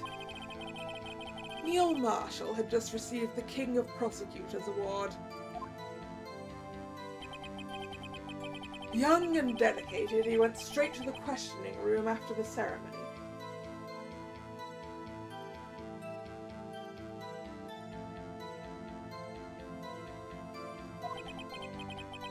I assume that would also be why he was the first to run after Dark. When Dark grabbed me, I thought I was as good as dead. And that's when Prosecutor Marshall came running in? I don't clearly remember what happened then. But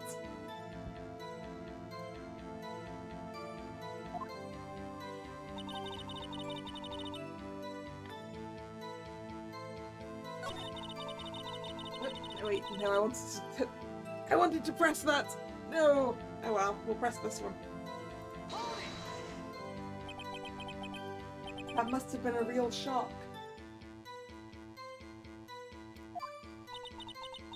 Even now, when I close my eyes, I can still see it just as clearly. Tell us. What were you doing at that moment?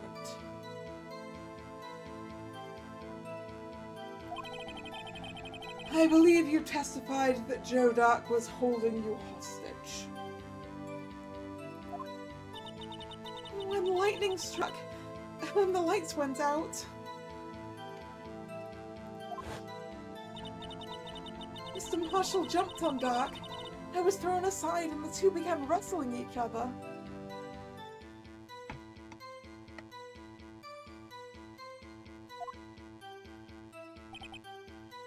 I'm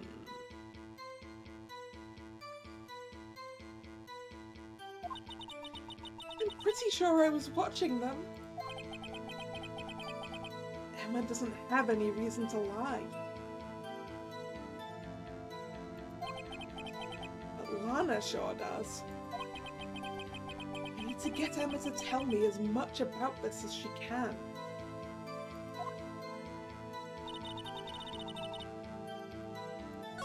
Right. Where's the one? You'll never forget what you saw and that it's that one. Thing? Can you tell us about that? Mr. Marshall jumped on Dark. Just then, the lights went out. The lights? It was just about this time of year. There was a terrible storm going on, and lightning struck nearby.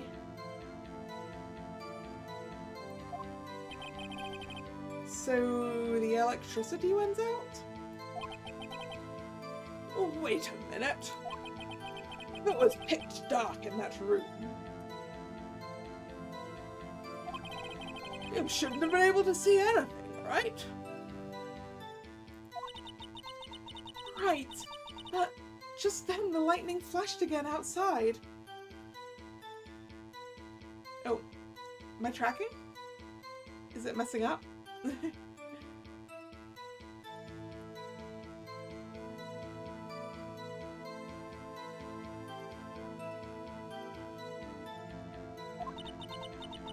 That sudden flash left an unforgettable image of the scene in my mind. I see. I told the detective about what I saw then. The detective? Yes, Detective Goodman. He was in charge of the case. Detective Bruce Goodman, the victim. So you spoke with Detective Goodman about this 2 years ago? Yes, that's what's so scary about this trial. And you told Detective Goodman about what you saw? Yes, but at the time the words just wouldn't come out. That's why I drew a picture. A picture? Yes, I think she mentioned that before. Well, Mr. Wright, have you heard enough? Nope. This picture the witness drew, I believe it has a very important meaning.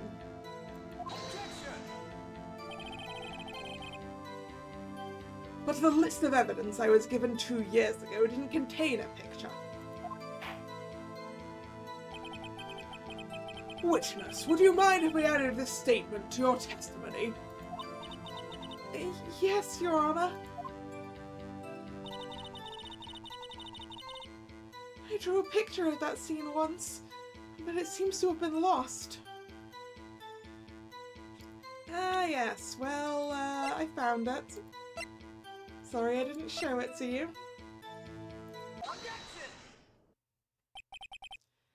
Mr. Edgeworth. This little girl put all her heart into drawing that picture.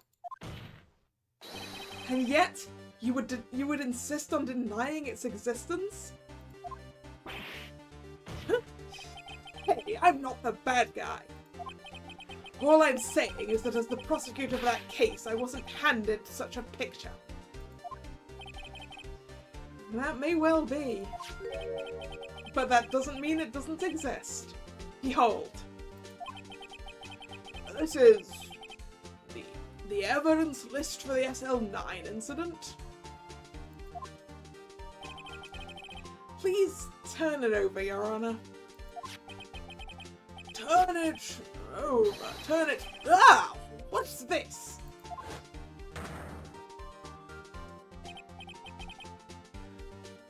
Yes, what is that? Hey, that's it! That's the picture I drew! Indeed, two men appear to be wrestling here. What's the meaning of this? What are you doing with that list? Me? Only the prosecutor in charge should have access to that list. Huh? These lists, they're different from each other. What? It would appear, Mr. Edgeworth, that the evidence list you were handed 2 years ago was incomplete. These two lists fit together to form one. You can't see the marks here where they were torn apart from each other. Sorry, you can see the marks here where they were torn apart from each other. So you see, Mr. Edgeworth, it's quite obvious what happened. 2 years ago, only half of the evidence in that case ever reached you. What? What? Order, order! Miss Skye, why did you draw your picture on the back of such an important list? Because that's what Detective Goodman handed me in the questioning room, Your Honor. Wait a minute. If this list was torn in half, then that means... Your Honor. Are you all right, Mr. Wright? Your eyes are bulging from your head. If the evidence list was torn in half, then there might be more of the drawing on the back of Mr. Edgeworth's list. There might be. Yes, that's quite conceivable. Mr. Edgeworth? It's possible. Let's see.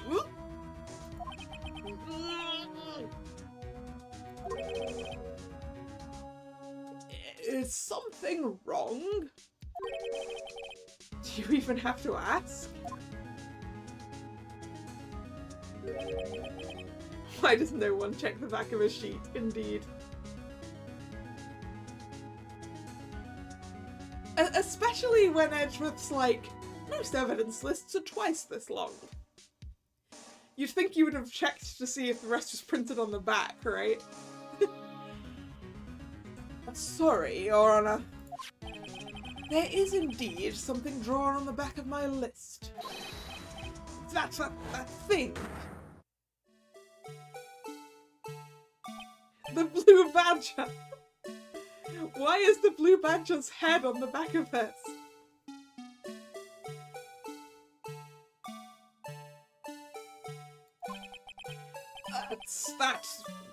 That thing.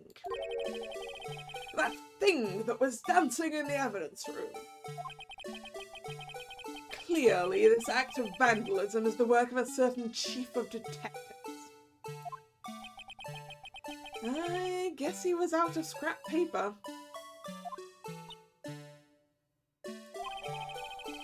Evidence list restored and updated in the court record. List of evidence from the SL9 incident. Half of this list was found in Gant's desk. Very well. Witness. Actually, before that, I would like to look at this list, please. Please let me look at the back. Ooh. Okay, so...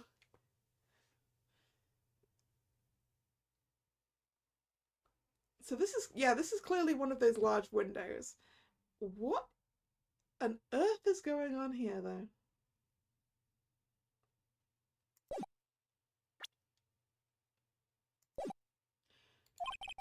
Will you please testify about this picture you drew 2 years ago? Huh? Oh, yes, sir, Your Honor. What's wrong with Emma? She seemed to be thinking about something when she was looking at the picture.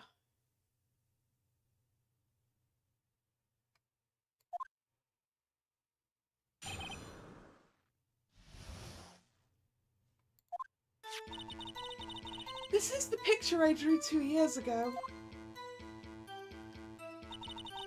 The flash of lightning was so bright, all I could see was shadows. After that, I must have fainted. This picture shows exactly what I saw in that instant.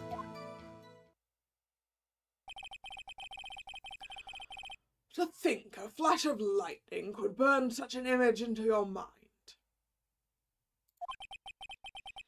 Thanks to that, though, she was able to show us exactly what she saw. Well, I don't see any contradictions here. This clearly shows Joe Dark about to murder prosecutor Neil Marshall. Does it, though? Does it, though? Can you really tell which of them is which?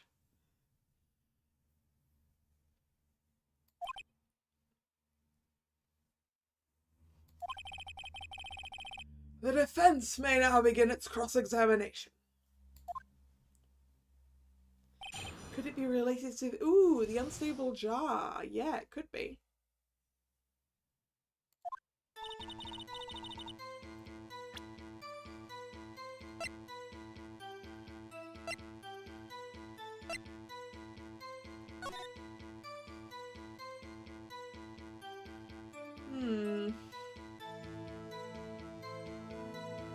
Doesn't quite work.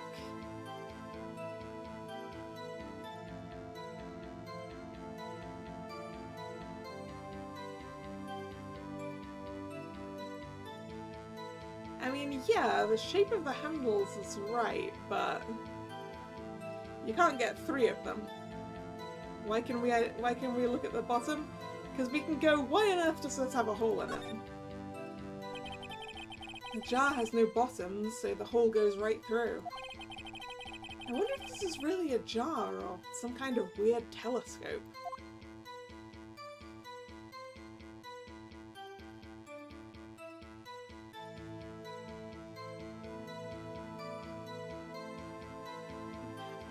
Also, where's the other handle?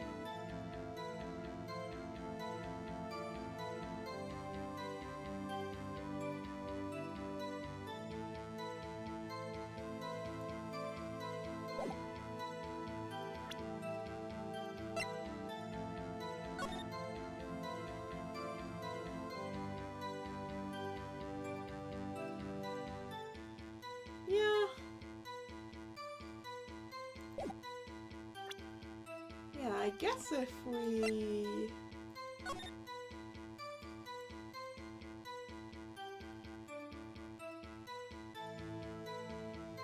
It is close.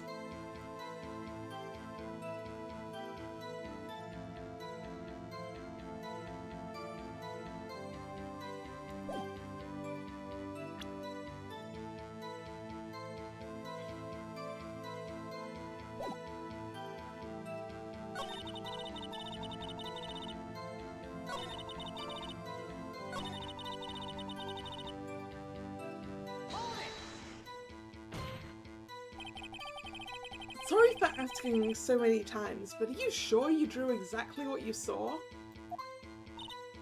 Of course! This is the exact scene! It wasn't influenced in any way from your talks with the detectives? Are you insinuating we somehow manipulated her memory, Mr. Wright? No, of course not.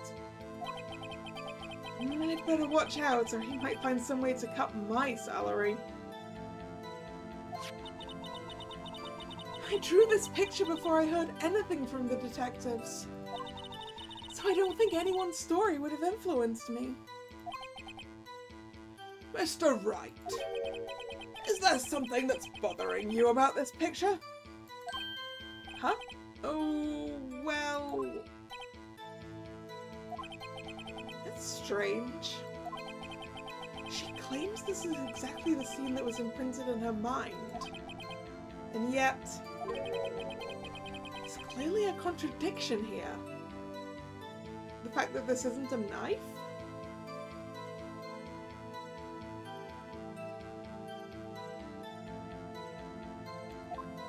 Is that it?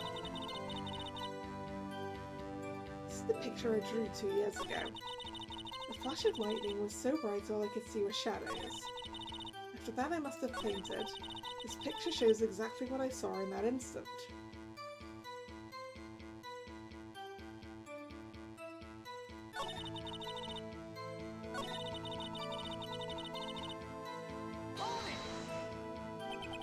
So, at the time you didn't even know it was Mr. Marshall who had come to your rescue?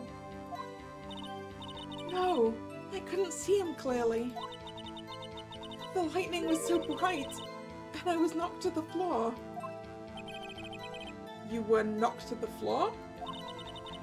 Dark had a tight grip on me, but when Mr. Marshall jumped on him, I was knocked away. I turned around, and that's when the lightning flashed.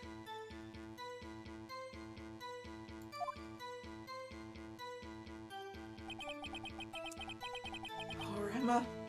I'm just glad she wasn't hurt. What happened after the lightning flashed?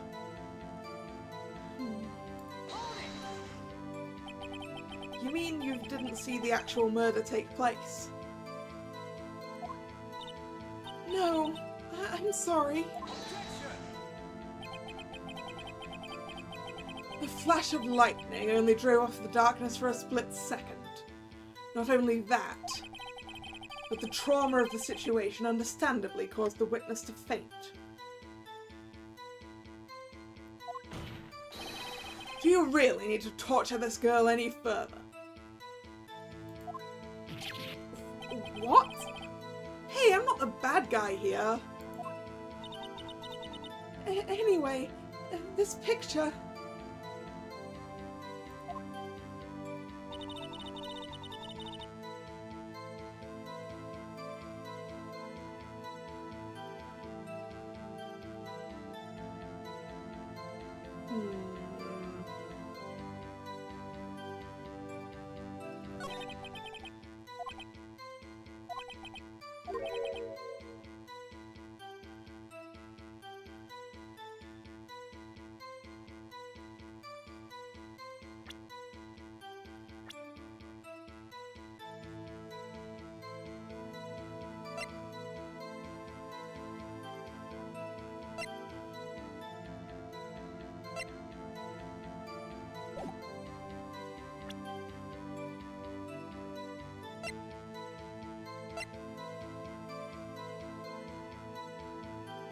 stabbed in the back.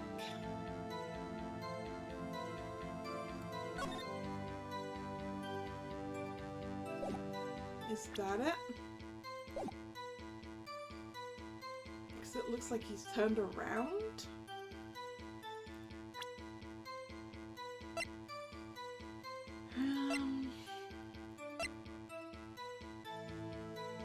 Switch blade with the broken tip.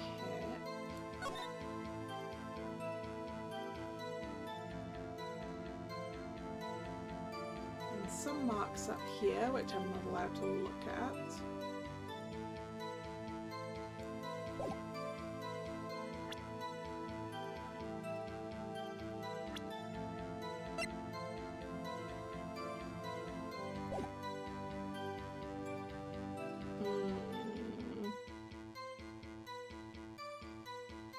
Is it that he was stabbed in the back? Feels like that might be it.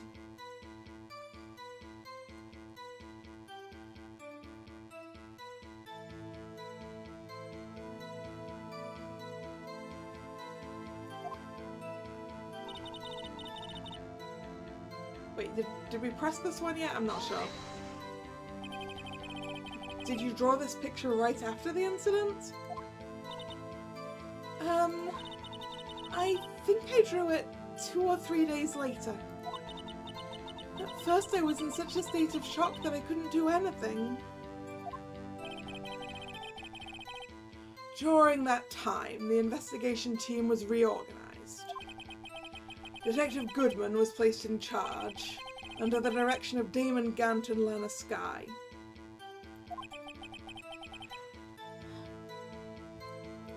Two or 3 days later...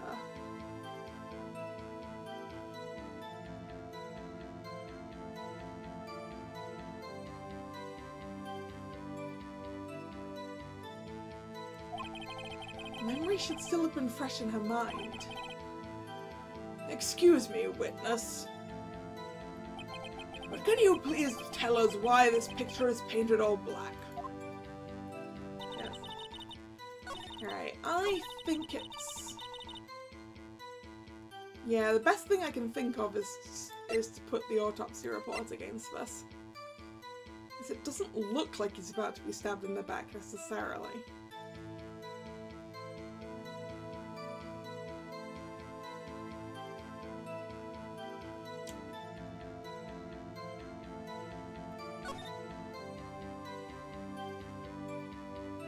Oh! Oh!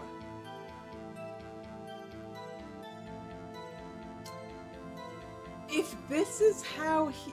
If this is from just before he died... does this knife not have a tip to it? Given that the tip apparently broke off in his body. I forgot to think about that on the basis that I was assuming he didn't get stabbed with that knife in the first place anyway. I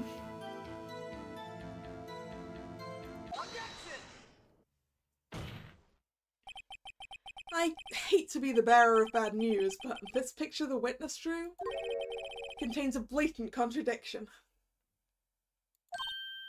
What? But I still remember it like it was yesterday.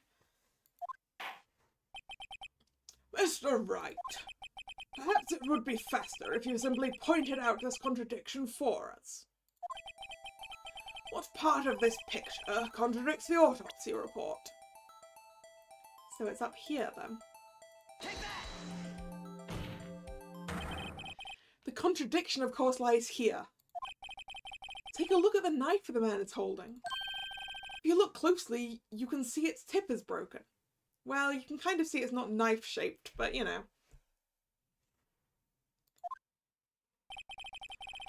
Even I don't have to look closely to see that, Mr. Wright. But Mr. Wright, look at the evidence. See the murder weapon? Its tip is broken too.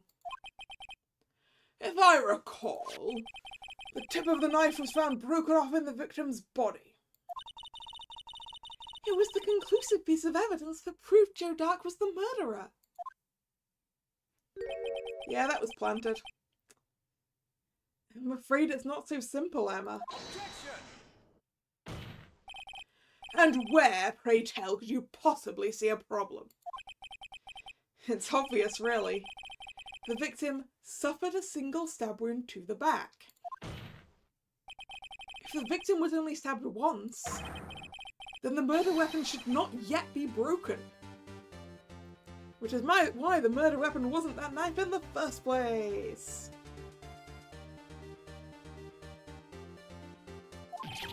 Yeah! What's the meaning of this? Perhaps the knife was broken beforehand. Sorry, but I'm afraid that's not possible. The tip of the knife was found inside the victim's body. If it was broken beforehand, it couldn't possibly wind up there. That's right, but what does that mean? The tip of the knife was undeniably discovered within the victim's body. You're asking how a knife is a knife without a tip? Drag? I mean, you get knives that don't have stabby bits on them, right? Like kids' knives. They're all rounded. They're still a knife.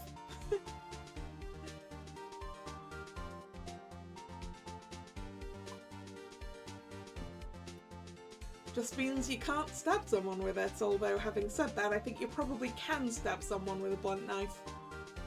It just probably isn't great.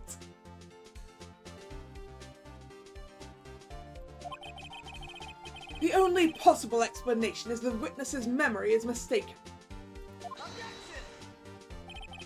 That's why I asked her so many times if she was sure she remembered correctly. I believe you were annoyed at the time.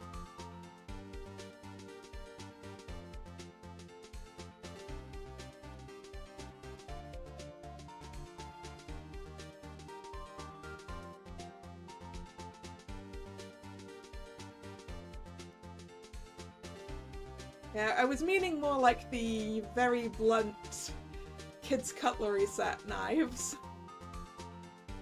And I guess butter knives and things like that just don't really have an edge.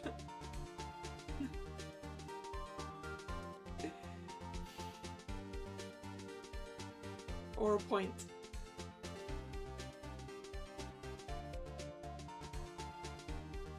Actually, most of my cutlery doesn't have a point.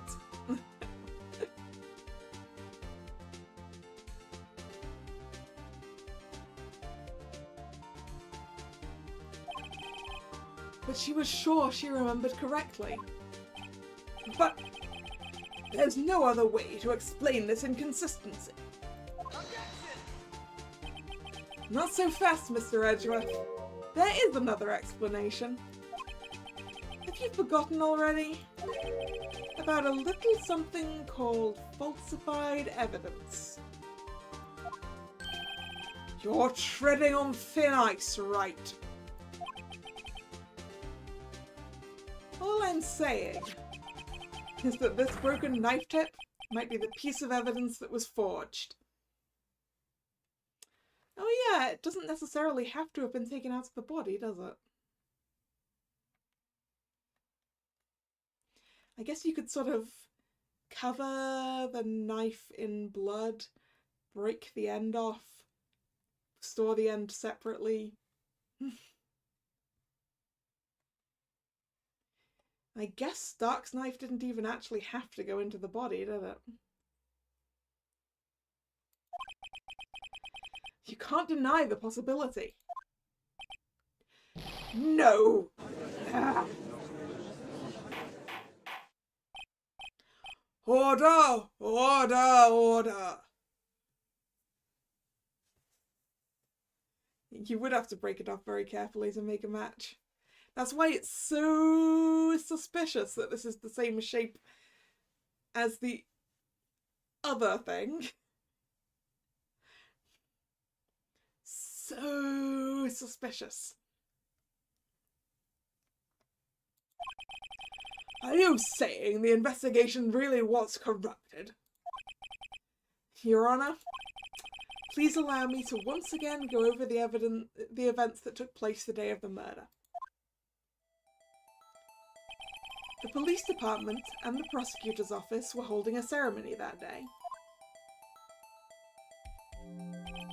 After receiving the King of Prosecutors Award at the ceremony, Neil Marshall questioned Joe Dark along with Damon Gant. During his questioning, Joe Dark fled the room. Prosecutor Marshall chased after him and was killed by Dark. It is my belief that somewhere in this story, there is a lie. That Dark isn't the one who killed Marshall in the first place. I'm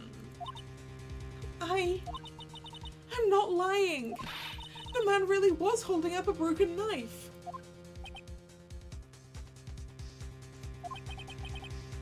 If that's true, then there's no other way around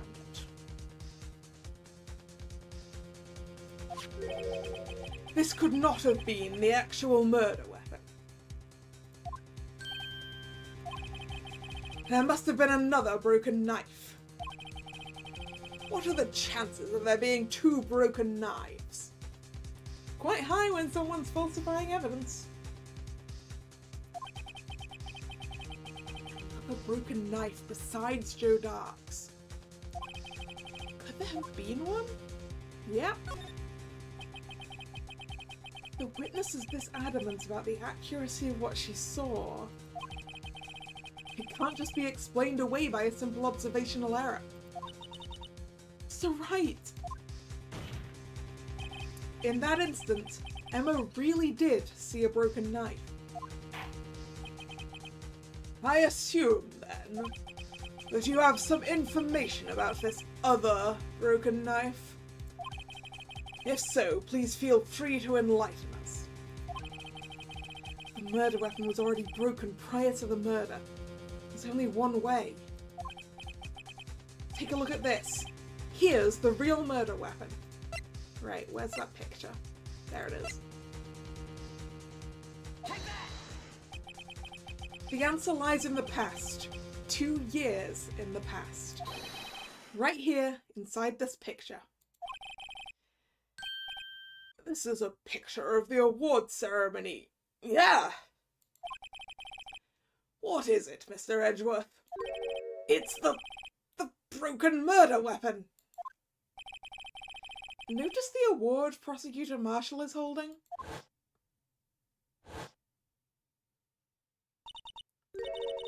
That's a broken knife.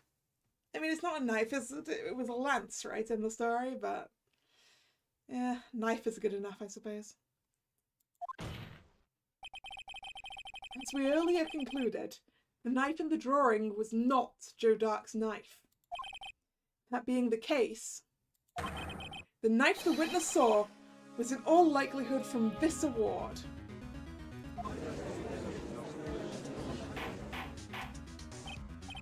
Order! Order! Order!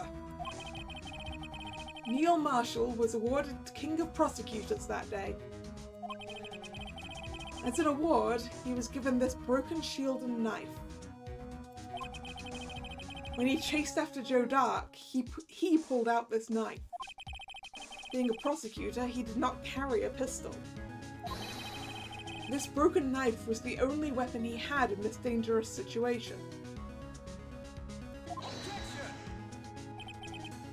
But that can't be. Oh, and why not, Mr. Edgeworth? Because if the King of Prosecutors Award knife was the murder weapon, then the murderer and victim would be reversed. What do you mean? I mean, they were wrestling. Dark could have gotten it off of him. I mean, this man raising a knife would have been Prosecutor Neil Marshall. Oh. Oh!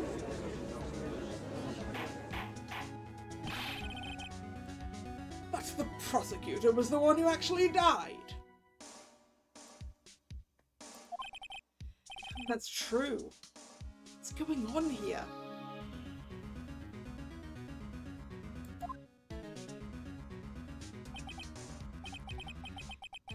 It seems Mr. Wright has been a bit too eager to jump to conclusions.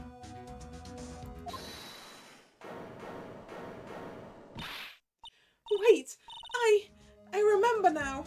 I remember everything!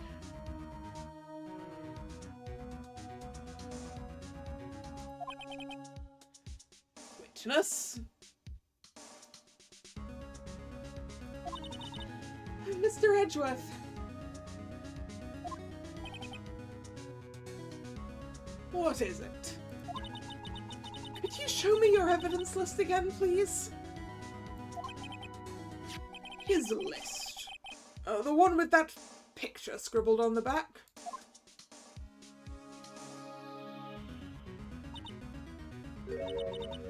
I knew it. This picture. I'm the one who drew it. What? You drew that? That's right. The list wasn't torn in half at the time I drew this picture.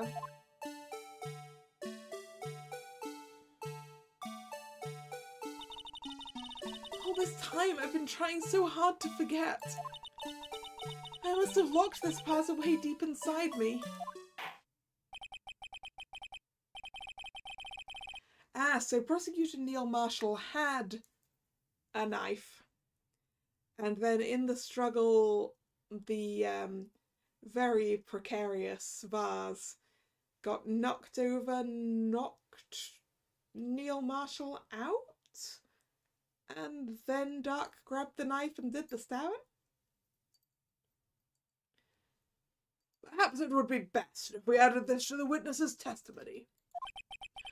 Would you please tell us about what you've recalled, Miss Skye? Yes, Your Honor. First the knife mix-up and now the blue badger? This should be interesting.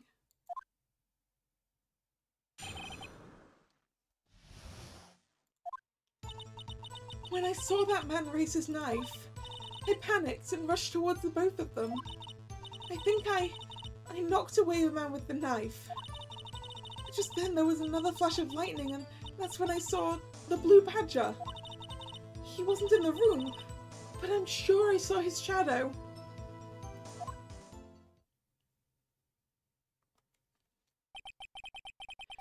This is certainly most unusual. Objection! Try impossible. The chief of detectives hadn't even designed him until this year. That would mean he didn't even exist 2 years ago. Yes, well, the defense may begin its cross-examination. Stop! Please, don't pursue this any further. Lana, what's the meaning of this? Please remain seated in the defendant's chair. But you can't do this! I've already confessed to the crime! Why can't you just leave it at that? Chief Prosecutor Skye.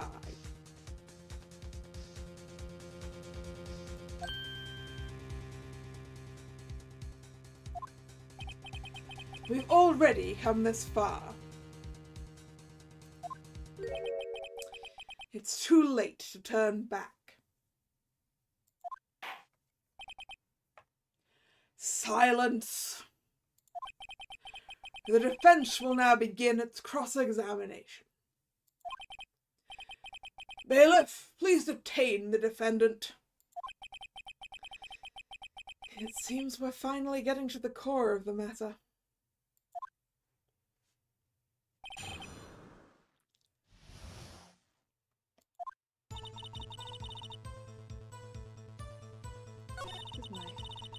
Panicked and rushed towards both of them. I think I knocked away the man with the knife. Then there was another flash of lightning, and that's when I saw the blue badger. He wasn't in the room, but I'm so sure I saw his shadow.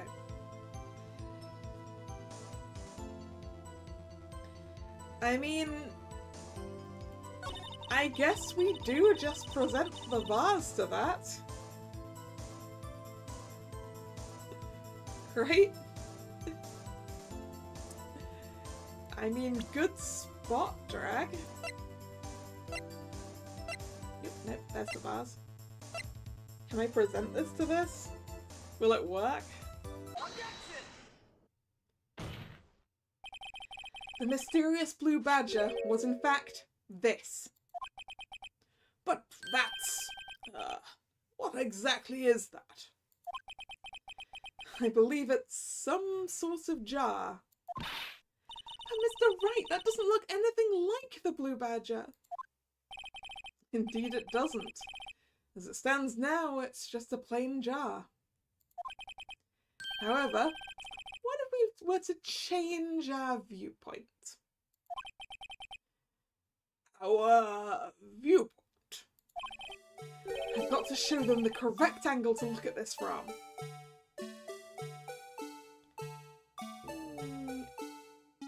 Like that?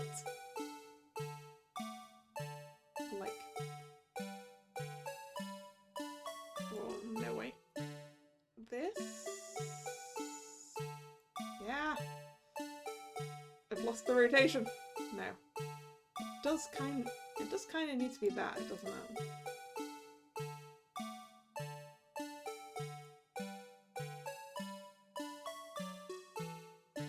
Let's make some careful adjustments.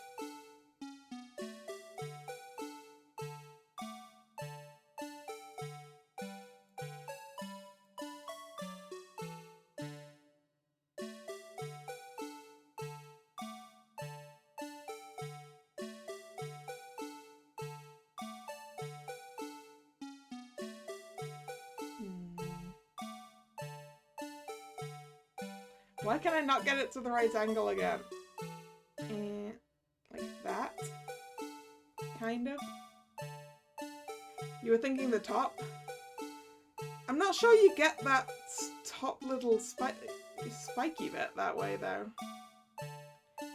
Well, I guess it depends on this handle here, I suppose.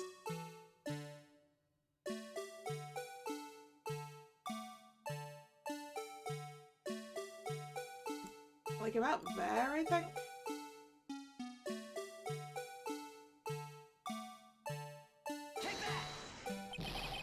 This isn't right. I've got to make it look more like the badger. Oh, darn it. Wrong angle.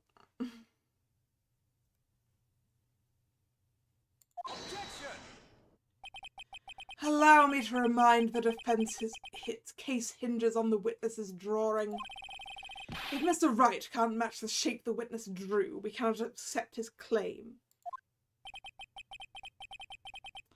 To find just the right angle. Maybe I should rotate it vertically a bit more, or horizontally? Come on, Mr. Wright, you can do it!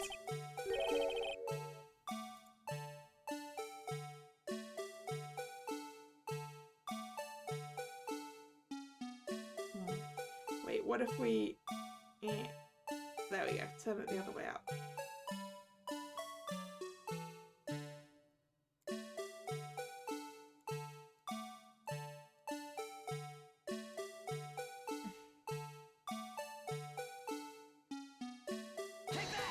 Whoops, I didn't mean to press present then. I was going for rotating it back in the other direction. No.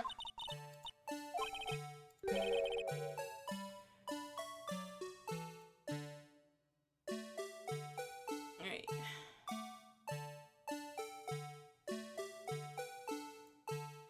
It's Q and R, not E.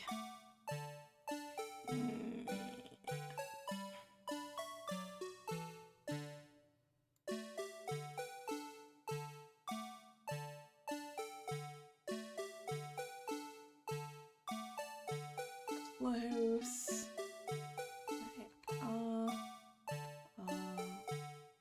More like that?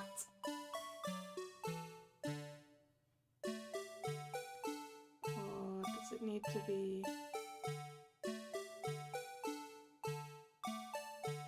Yeah, I guess we've got to get the circle of the bottom up there. There! Right?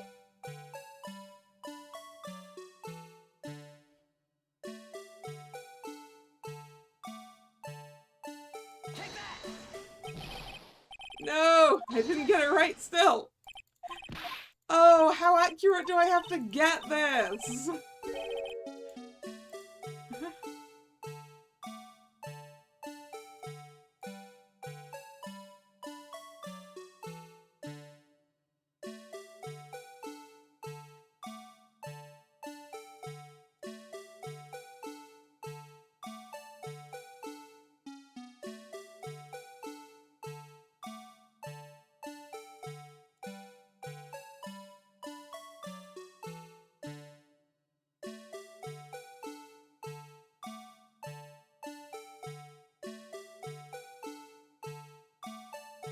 this close enough?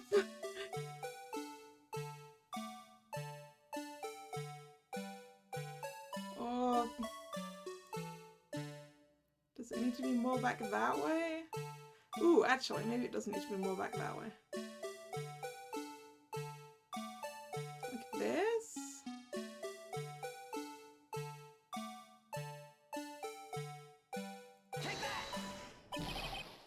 Oh, come on!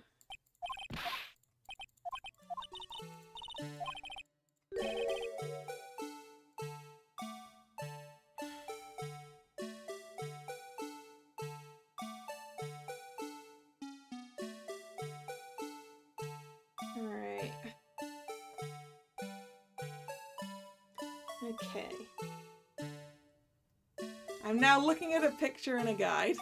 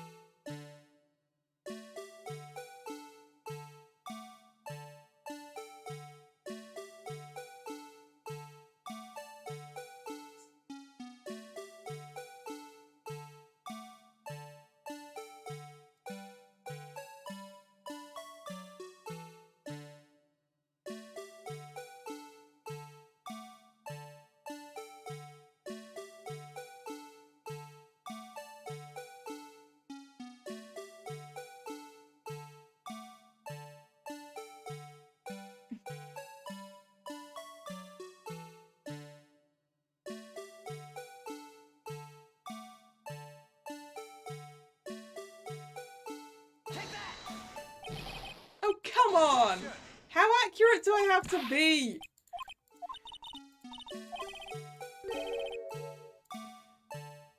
Right, I'm gonna do this without using my mouse, just in case that helps.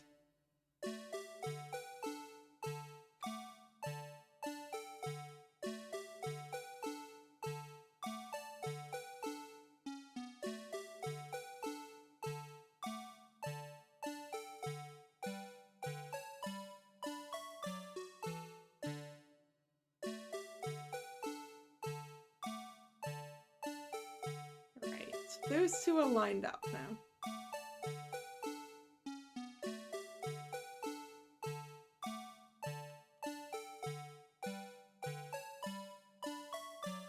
Yeah, that's definitely too high. I feel like it has to be here to get the circle at the top, right?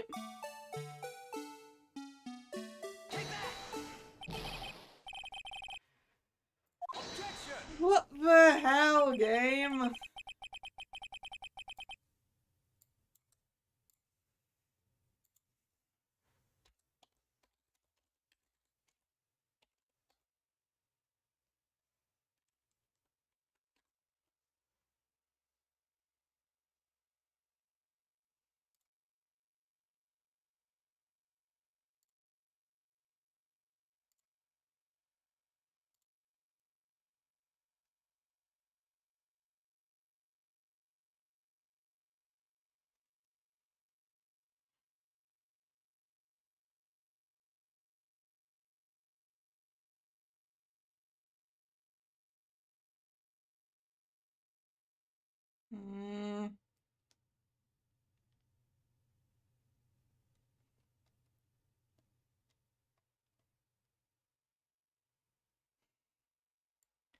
Trying to find a different picture.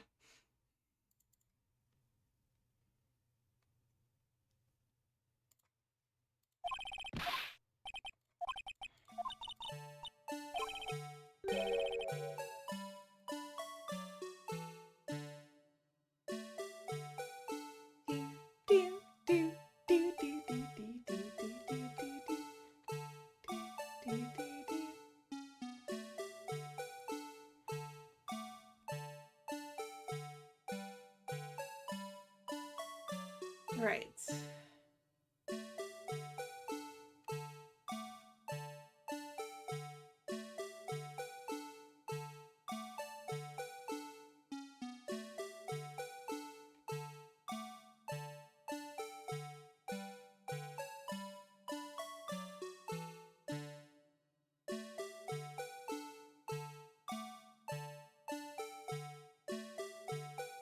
It's annoying me I can't line the handles up.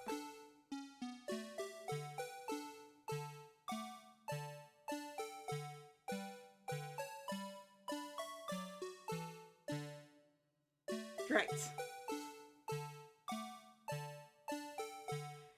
gonna have to do it. Please accept it! Finally!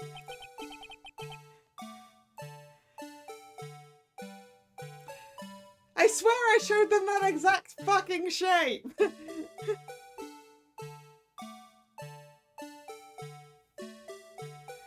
Well, is this a miracle or what?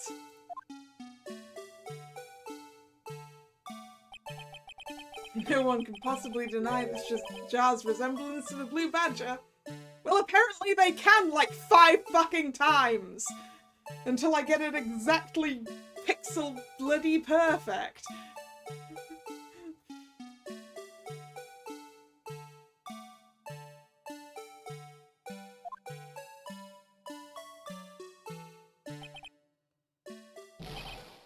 No, it can't be.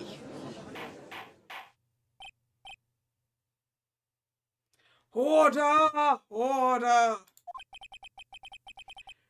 The defense has proven its claim. The mysterious blue badger witnessed on the day of the crime was actually this. Objection! Although we all enjoyed Mr. Wright's dramatic performance, one question remains. What's your point? What do you mean? So that badger thing was actually just a jar. That doesn't change anything.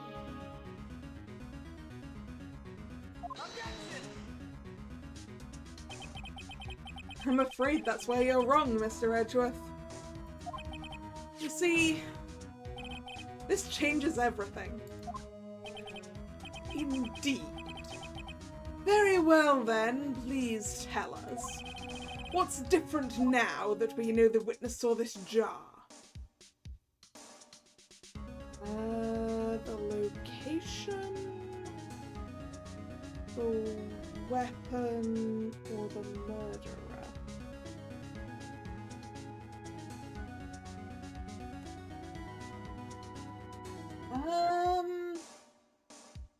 I guess if the jar was there, it changes... Does it change where it was?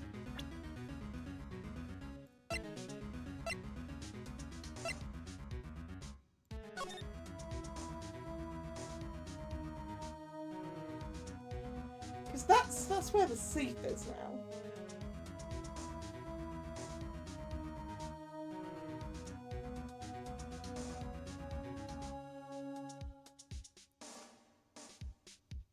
But what about the suit of armor with its stabby device?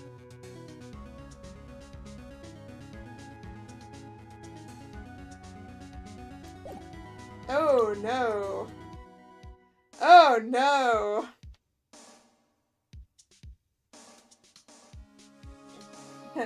Yeah, you found a post where people were complaining about that jar too. Yep.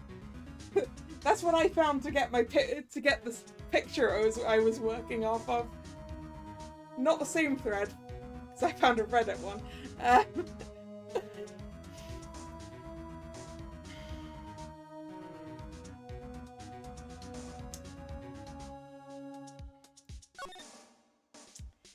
So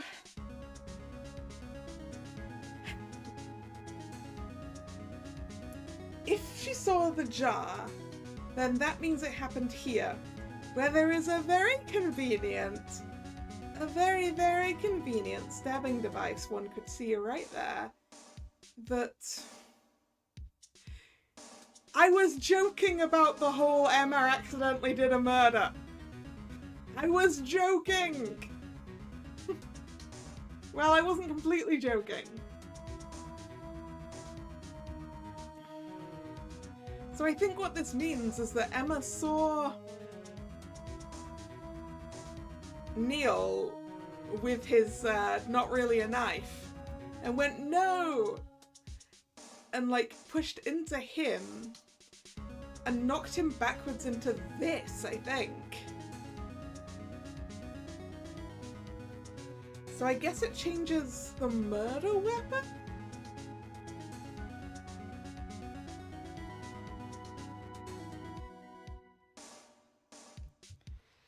But also the murderer and also the location, and maybe it doesn't matter which of these I choose. I'm gonna go with the murder weapon. It also changes it from actually being murder, really.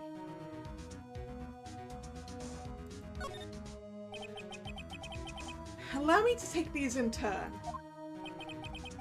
At the moment of the murder, the witness saw this jar. At a very specific angle, I might add, Mr. Wright. Yes, well, knowing this, where could she have seen this jar?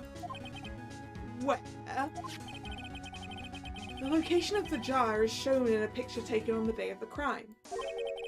It's on a shelf in the office of Damon Gant. But the body was found lying near Lana Sky's desk. Oh, I'd forgotten that part. They moved the body too, huh? That's another similarity with this case.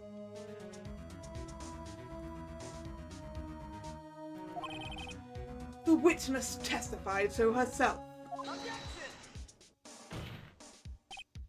Yes, and it's these two facts that reveal what actually transpired. You see,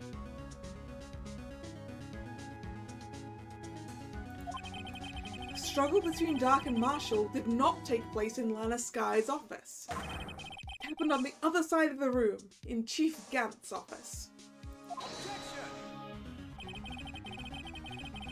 Are you implying the murderer moved the victim's body? No, I'm implying that, Gant or Lana did it.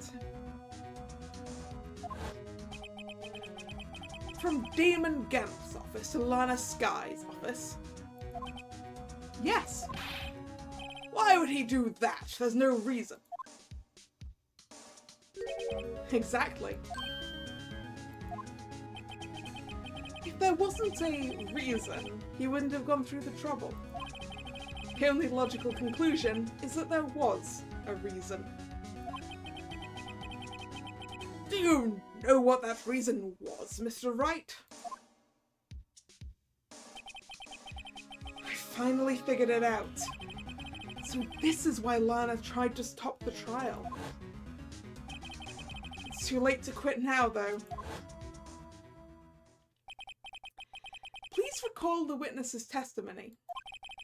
She said she knocked away the man who was holding up the knife. In the next instant, the jar was hit and flew through the air.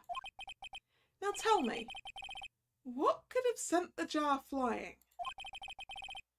That would have to have been the impact the man made when he was knocked into the wall.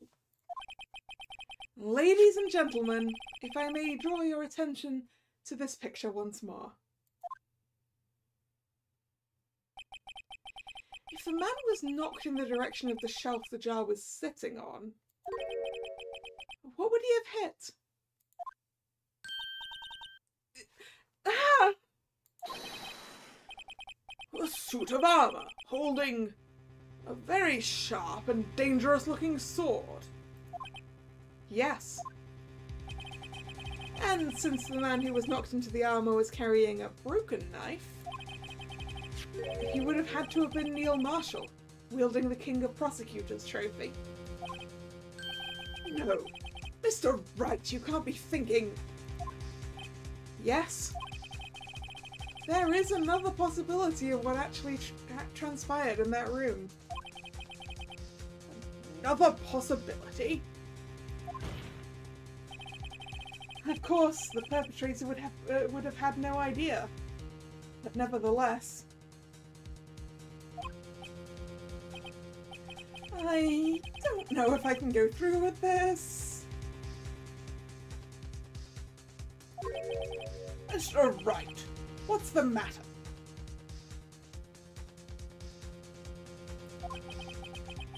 If events took place as the defense theorizes, then the outcome is obvious.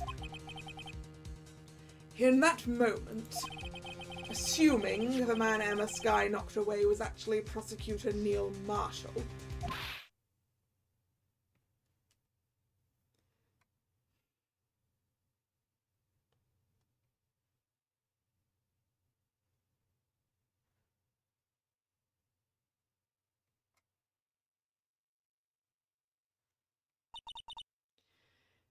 You mean...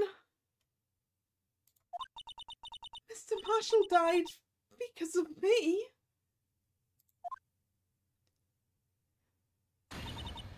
No!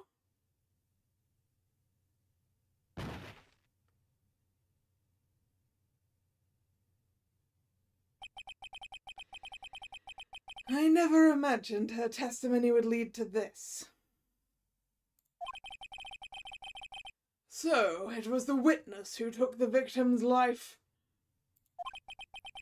and then proved so with her own testimony. This is unprecedented.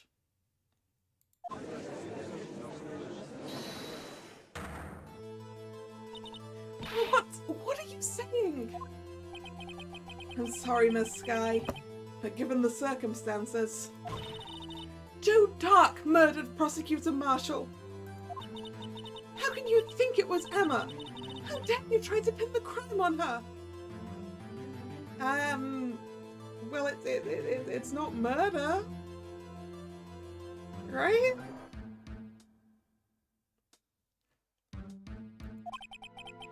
Imagine that coming from you.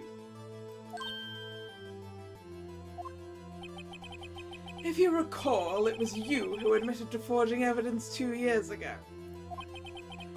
The reason you moved Prosecutor Marshall's body was to keep anyone from finding out what Emma did, wasn't it?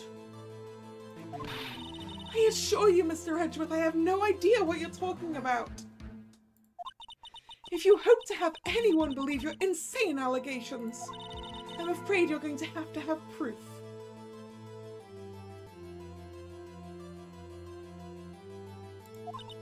Tell me, do you have any conclusive evidence that proves my sister killed Neil Marshall? No, I have a broken vase which I'm not sure I trust.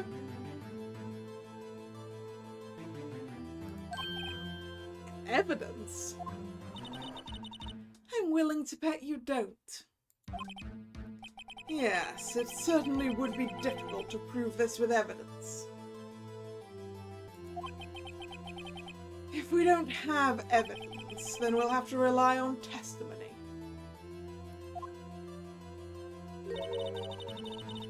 I'm afraid it won't work in this case. Both parties involved in the incident are dead.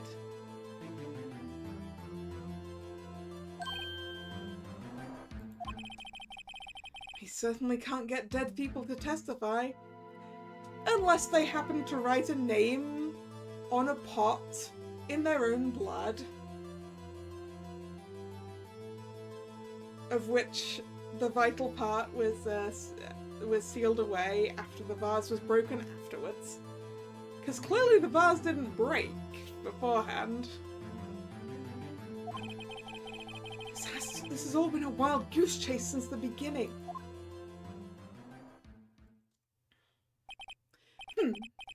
Touché, Miss Skye. Of course, that only leaves us with one possibility. You mean there's still another possibility? What do you mean, Mr. Edgeworth? I mean the possibility that the victim has left us a message. For better or for worse, Mr. Marshall did not die instantly. He may have left behind the name of the person who took his life.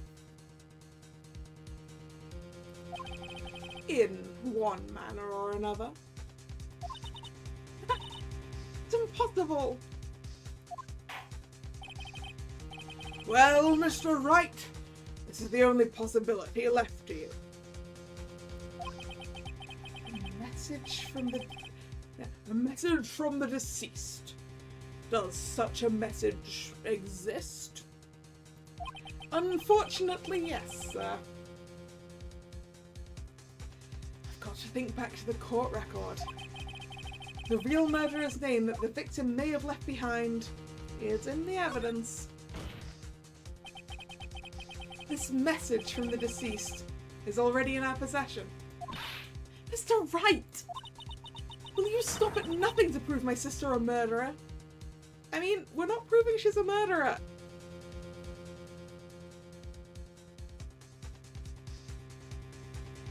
Although apparently in this court system, it's any killing of anyone appears to be murder.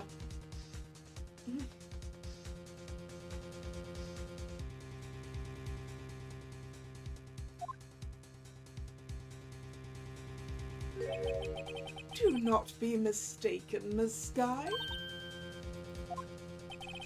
Our purpose is not to accuse Emma of any crime. There's only one thing we seek. The truth.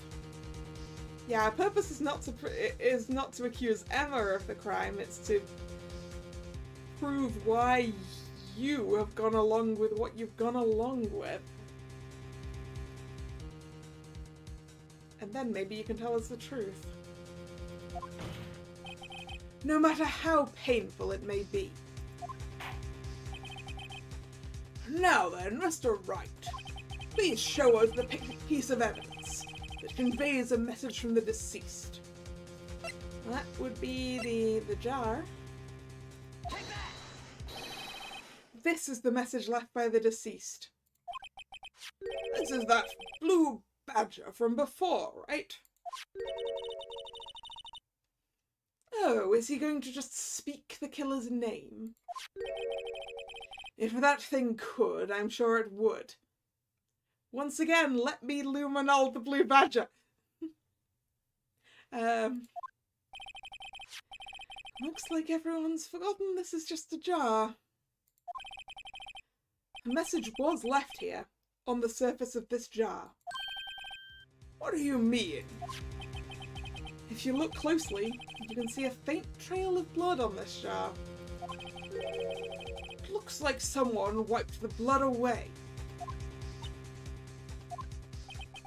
Yes, but notice, for some reason, the blood on some of the fragments was not wiped away. Yeah, so that Chief of Police Damon Gant could keep it as blackmail material.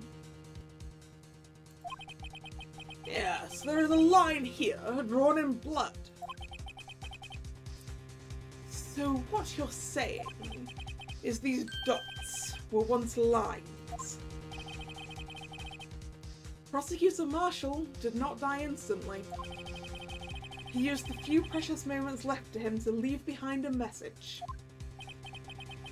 One that someone apparently wiped away. But blood must have seeped into the jar where the lines changed directions. Precisely so. All we need to do is connect these points, and the victim's message will become apparent. No! Mr. Wright, what kind of message did the victim leave for us? Your Honor, I believe these bloodstains will reveal to us the answer. Got to connect these dots to make letters. There's only one thing the victim would have written given the circumstances. His murderer's name. Okay, so we can...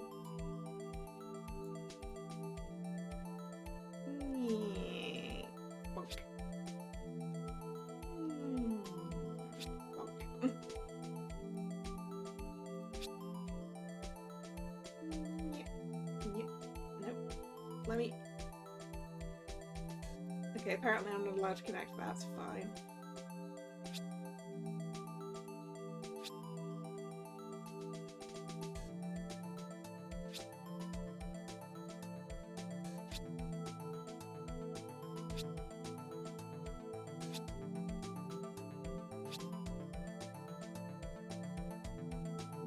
Why can't I grab this and connect it up properly? Ah, well.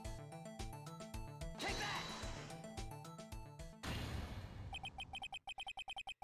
It's a defense attorney's duty to prove their client's innocence. That is why all I've been thinking about is saving Lana. After all my efforts, I never thought it would turn out like this. Gotta say, doing it like that with just click and another click is probably a lot better than how it was on the DS. You probably had to actively draw it there.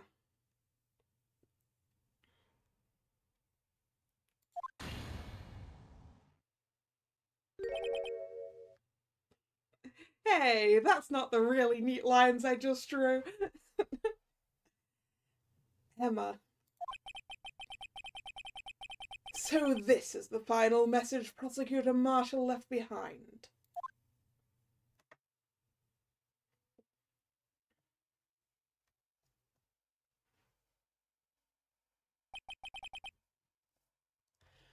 Of all people. She may not have meant it, but in the end, the one who took the victim's life was Emma Skye.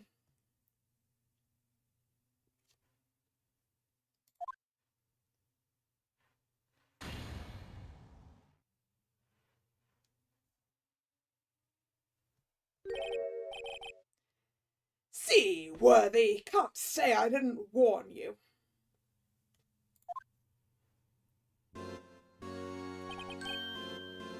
Chief Gant.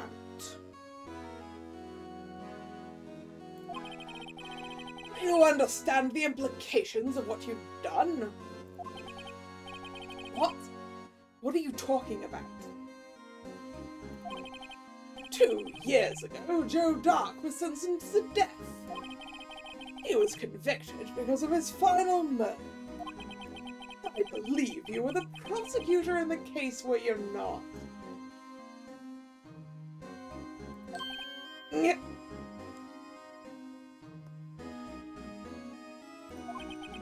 Yes, Worthy. Because of you, an innocent man was sentenced to death. I mean, he may not have been innocent. He's just innocent of this one. Not only that, but you used forged evidence to ensure his conviction. Yeah, but where did that forged evidence come from, mate? Yeah.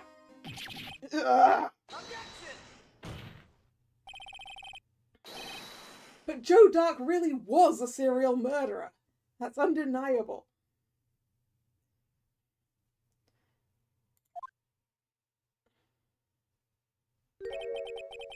I'm afraid that's not important. I feel like it is important. Didn't you know? We aren't defenders of justice. If you're not defenders of justice, what are you, Mr. Chief of Police? What? We're merely keepers of the law. Yeah, I'm not sure that's... I mean, that's probably accurate, but I'm not sure that's what it should be. Sentencing a man to death is no light matter. Well, that's true. Even if there wasn't any cover-up or evidence forgery, ultimately the responsibility falls on the prosecutor in charge. Despite what anyone may say, this fact cannot be denied. What's going on at the prosecutor's office? They might have sent an innocent man to his death. Didn't he just stand there like it wasn't his fault? Order! Order! Order!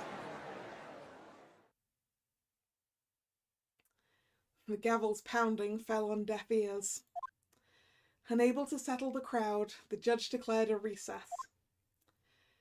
Where this trial is headed, no one knows.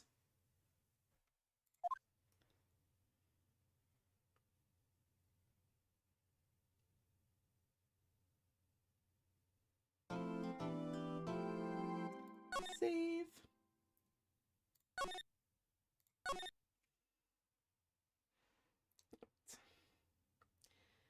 Gonna quickly check a thing.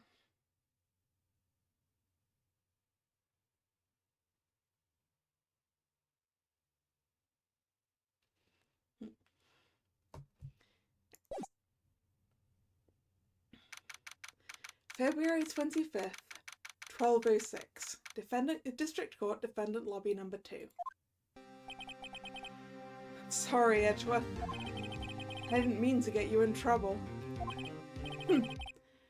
Don't worry about it. This is my problem, not yours. I hope I'm not interrupting anything, pals.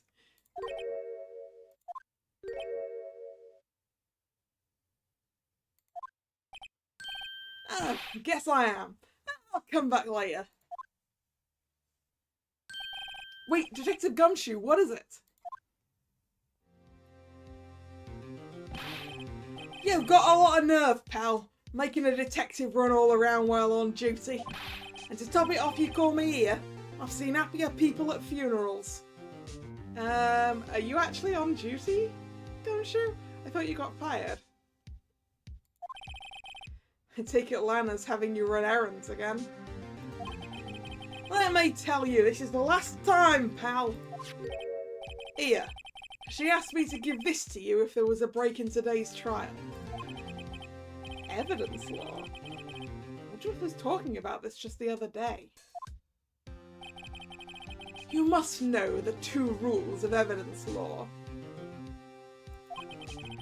Rule 1, no evidence shall be shown without the approval of the police department. Is that right, Mr. Wright? Seems so. You could at least study some evidence law, really. Welcome back, Card. We just proved that Emma killed a guy.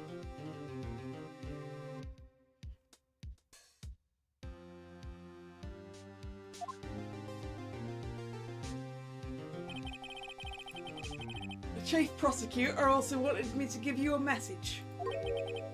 A message? She said, if you're planning to take him on, you're gonna need this book. Him. I guess I'll need to give this book a thorough read. Evidence law securely slipped into pocket. From Miss Sky. Explains the 2 rules of evidence law. That's a big book for 2 rules. Doesn't look like that book will do you any good now, though.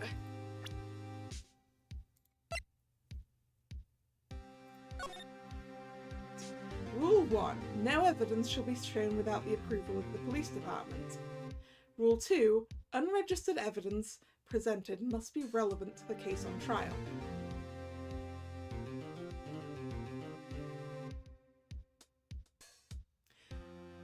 Oh, I guess what we're using this for is to say, well, if this evidence was forged, it was forged with the approval of the police department, right?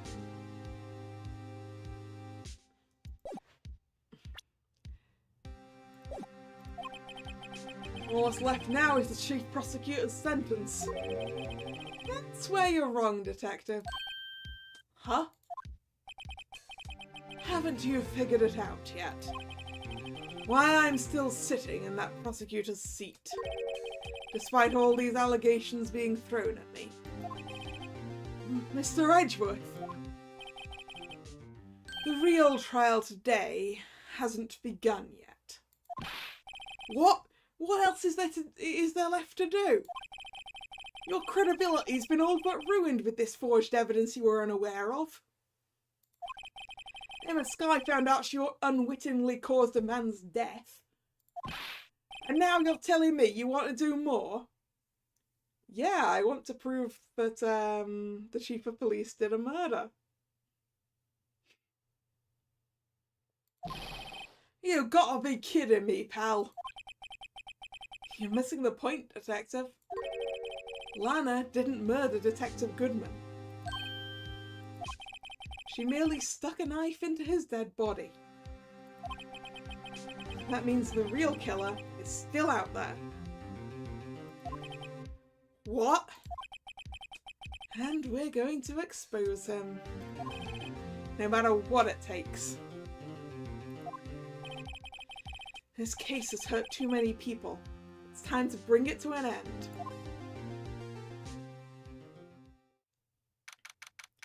February 25th, 12:52, District Court, Courtroom Number 9. Court will now reconvene for the trial of Ms. Lana Skye. Mr. Edgeworth. Yes, Your Honor? The Inquiry Committee is planning to impose harsh penalties for your actions. Thank you for the news, Your Honor. Yes, well, normally this is where the prosecution calls forth a witness. But, this isn't easy to say. You see, there is some concern that you, Mr. Edgeworth, may have, struck a bargain.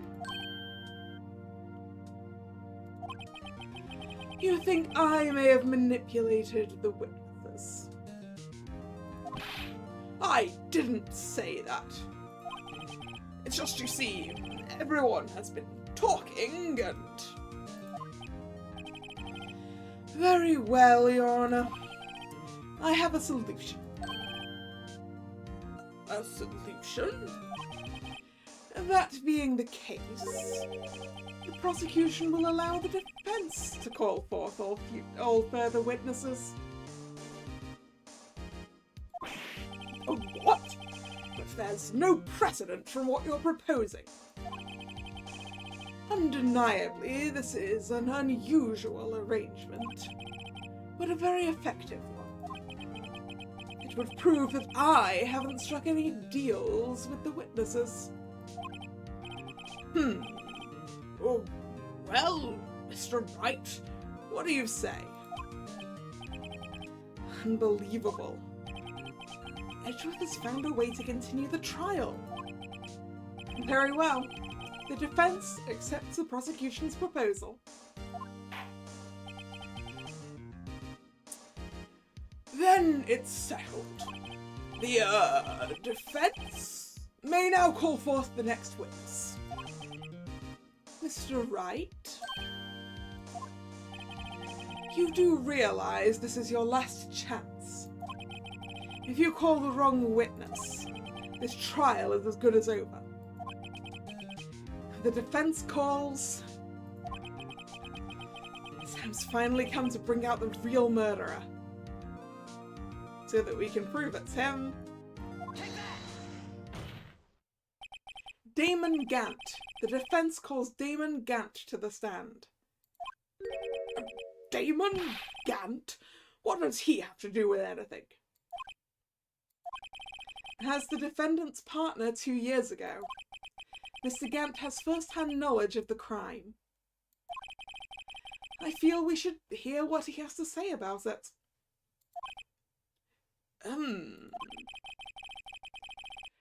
As luck would have it, he should still be in the courthouse. He would also be the least likely to have been manipulated by me in any way.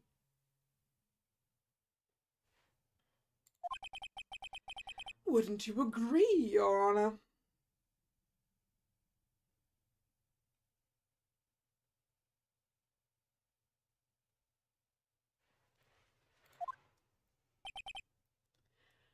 True. All right, bailiff. Please escort Mr. Gant to the stand.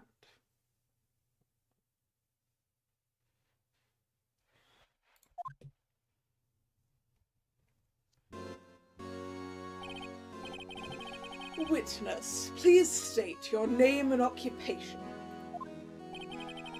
What is this? Some kind of no. Need to go deeper. What is this? Some kind of practical joke? I was just on my way to lunch. Your name and occupation, sir. Worthy, are you sure you want to do this? Your name and occupation.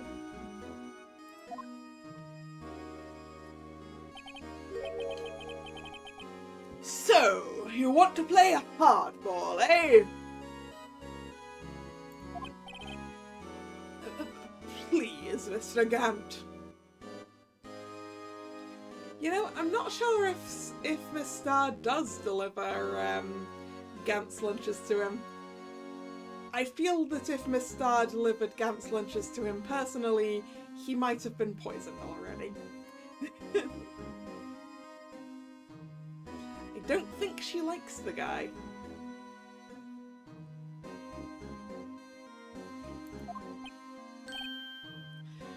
Fine. My name is Damon Gant. I'm the acting chief of police. Now then, Chief Gant, the court requests to hear your testimony. Oh, righto! What's with the grim face? First, let's clear up this SL9 incident. Oh, you mean that time when Lana's sister murdered that prosecutor? Once again, not murder. Killing someone by accident isn't murder, and you should know that, Mr. Chief of Police. Yeah, I caught that too, Drag. Acting Chief of Police? I'm not sure that also doesn't feel like the right phrase.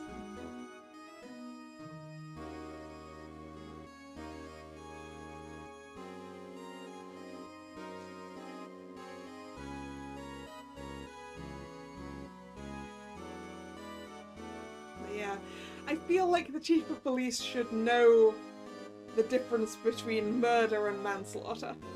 I'm pretty sure you have to actually plan to murder someone, intend to murder someone. And I don't even have any law training.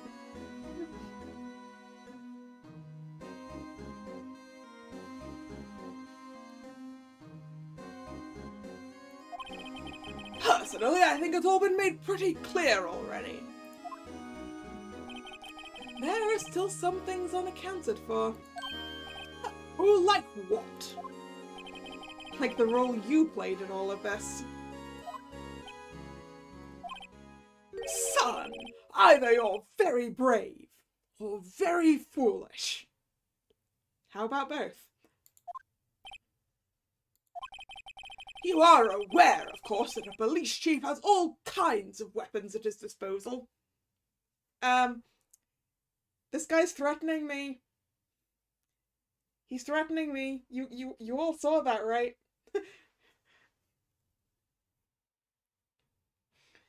He threatened me in public.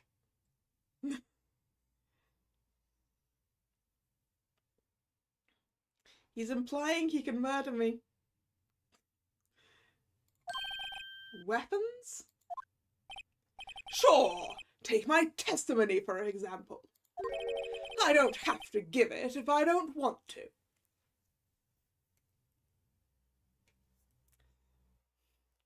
Well, who's being a baby now? I don't have to testify if I don't want to. Yes, you do.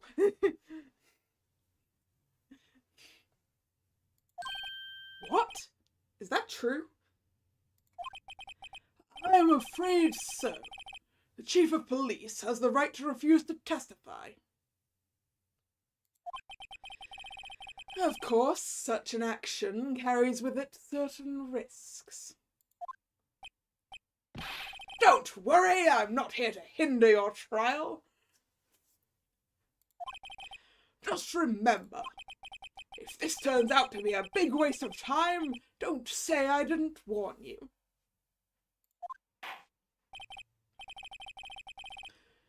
Very well. The witness may now begin his testimony.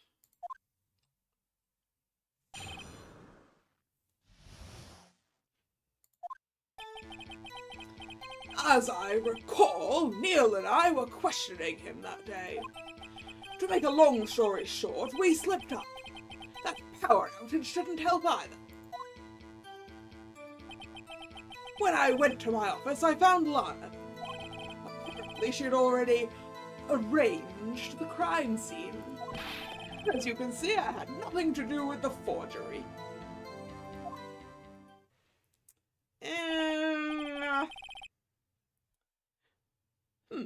Is that when Dark was arrested? Him? He was lying on the floor unconscious.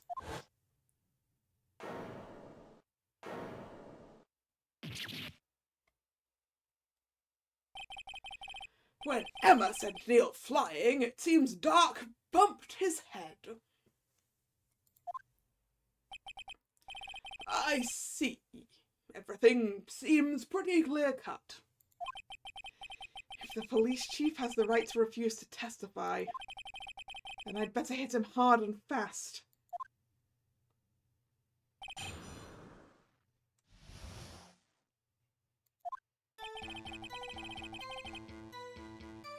Right. As I recall, Neil and I were questioning him that day. To make a long story short, we slipped up. Well, give me the long story, actually, sir. So the two of you ran immediately after him, right? That's right, but Dark made it to the elevator first. So Neil and I split up. He went upstairs and I went downstairs. I guess you could say he got lucky. Aw, man. You mean that if you'd gone the other way, you might have died on your own suit of armor? Oh no, what a pity.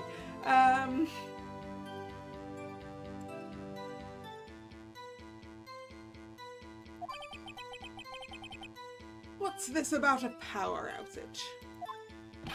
Oh, that! The elevator stopped all of a sudden and I got the shock of my life. Well, probably not as shocked as Neil was when that knife went through his heart, though. That's not funny. Yeah, I was gonna say, you're being awfully chipper about a man's death, aren't you, sir?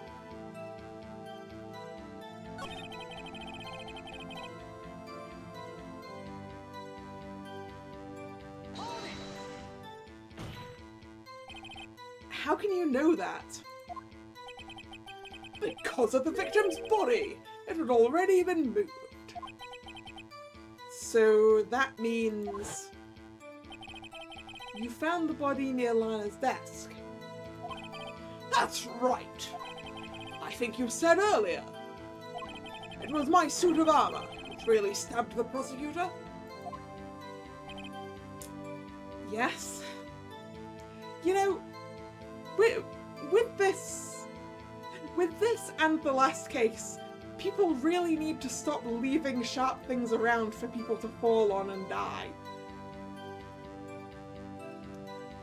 I mean, there's an awful lot of sharp, pointy things that are very conveniently placed in this game.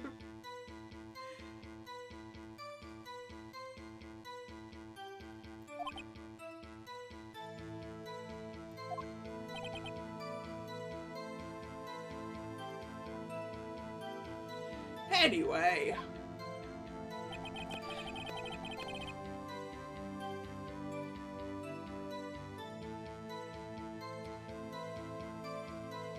I wonder if we can present to this the vase again? Because doesn't the vase say that we found it in his safe?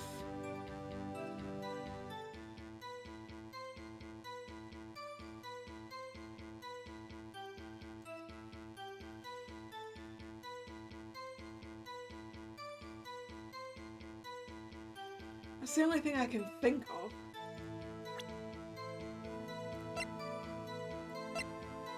Yeah, final fragment found in Chief Gant's safe. Yeah, so this implicates you, sir. You claim you had nothing to do with the forgery. But I'm afraid that is a claim you cannot back up. Explain yourself. Several pieces of evidence were found in your office.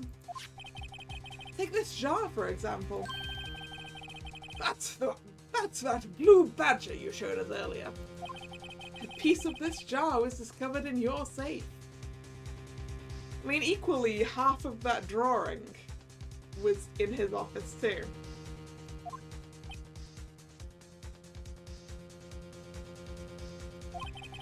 Not only that, yep, but the evidence list I presented earlier was actually found inside your desk. It was found where? You see, Chief Gant, these articles of evidence uncovered in your office are both concrete proof that you also played a part in the illegal investigation. And if he claims that that evidence isn't approved of by the police, Gumshoe was there. We did have to prove to Gumshoe that they were relevant. Gumshoe is police.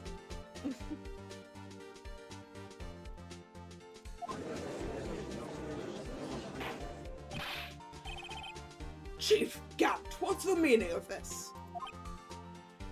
Oh? Here's a defense attorney who may even rival Worthy. So you admit to it then? That you were involved in the forgery? Who, me? Or do you mean you? Me? Why would I have anything to do with that? Well, you were the one who snuck into my office when you found this evidence. Prosecutors aren't the only ones capable of forging evidence, you know. Defense attorneys can do so too.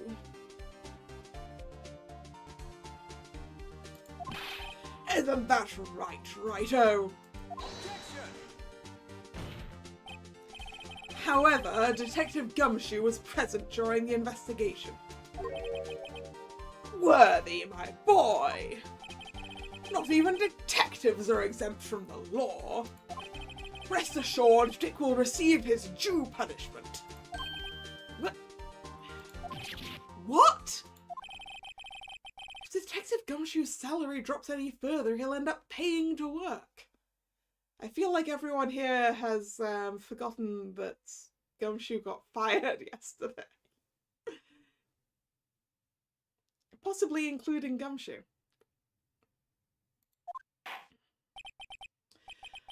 Yes, well, in light of the detective's presence, please give us your testimony regarding these pieces of evidence found in your office, and their relation to the forgery that took place at the crime scene.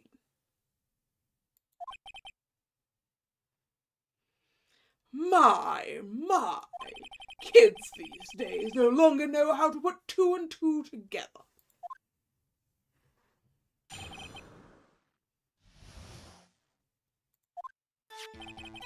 Let's see, what was it now? A jar, fragment, and a list? For all I know, you could have planted them in my office. Anyway, you can't prove when those pieces of evidence were discovered. If they were found after Dark was convicted, then they're worthless. There's no reason I'd participate in a forgery. Rearranging the crime scene wouldn't help me out in any way. Oh, wouldn't it? I feel like it would help you out an awful lot, because it means that Lana feels very indebted to you, and would therefore do anything you asked her to, including forging more evidence in the future, and also helping you dispose of a body.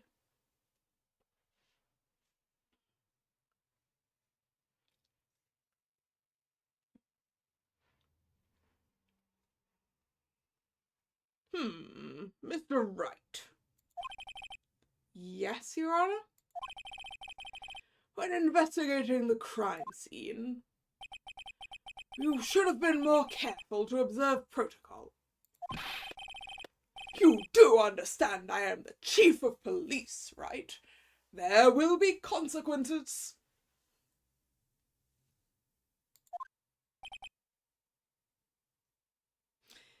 Judge, he threatened me again.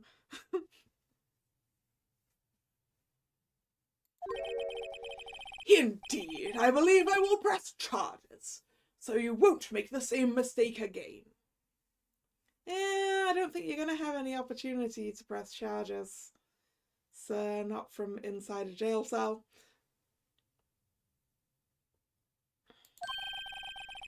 My apologies, Chief, but would you mind waiting until tomorrow for that? Today is, well, you know. All right, Hudgy. In return, though. I know. That place, right? Huh? What are these guys? Telepathic?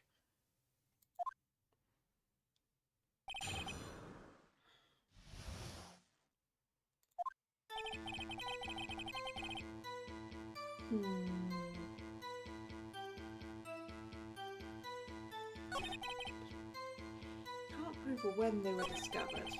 If they were found after Dark was convicted, they're worthless. There is a lot of reason he'd participate in a forgery. I don't think we have anything to present to it, so pressing it?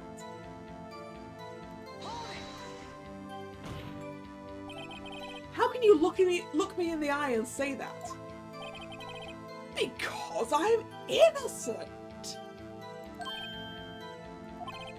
Remember, who was it that murdered Neil?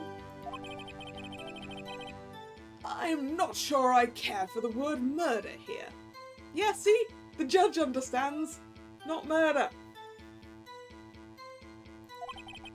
But in the end, the person responsible for Mr. Marshall's unfortunate demise was Emma Skye.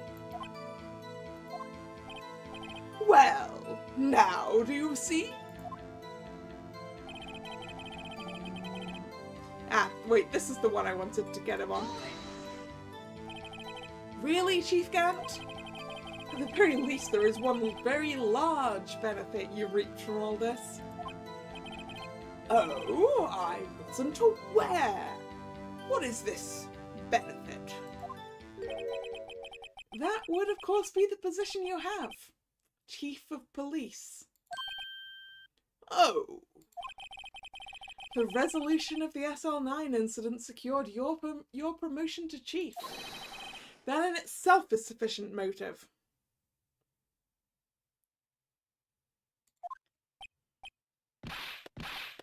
Ho ho ho!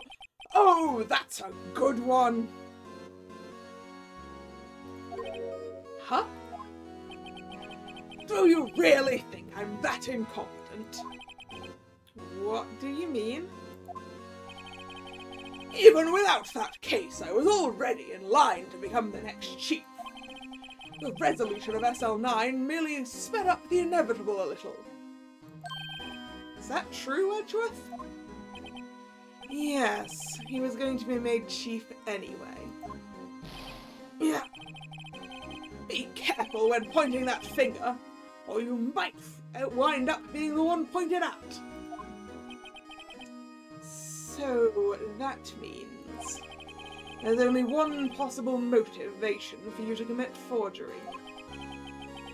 If you didn't do it for yourself, then you did it for someone else.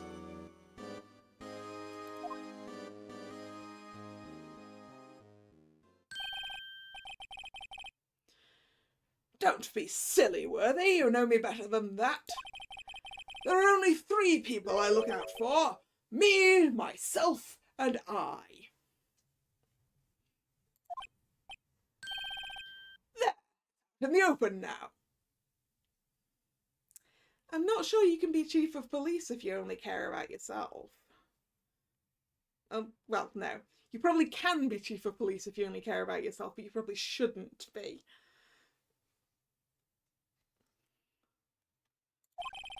Gee, would you mind if I changed my testimony a little?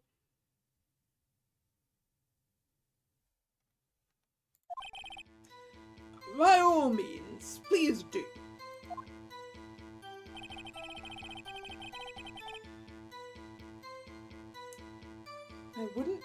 I wouldn't be anyone's accomplice if there was nothing in it for me. Just a second. Okay.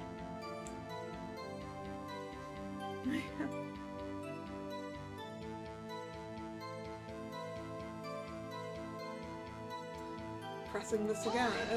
Again, I assume. Nothing in it for you? Sorry, but the only person I care about is yours truly. That girl, Lana's little sister, was it?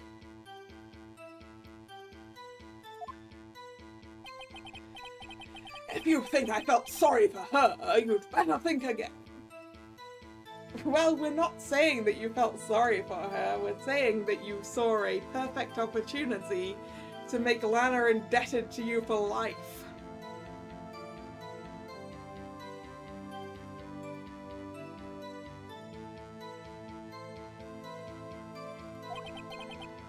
You're right. You don't feel sorry for anyone. Be tough on crime and tough on people. That's how I was raised. You seem to be lax enough on yourself, though.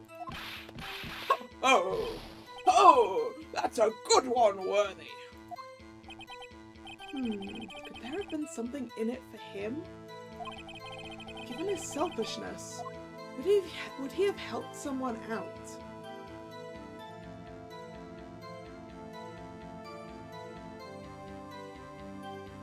Yeah, I guess. We gotta... True, you might not help out anyone for their sake. But if it would benefit you, you might decide to assist someone.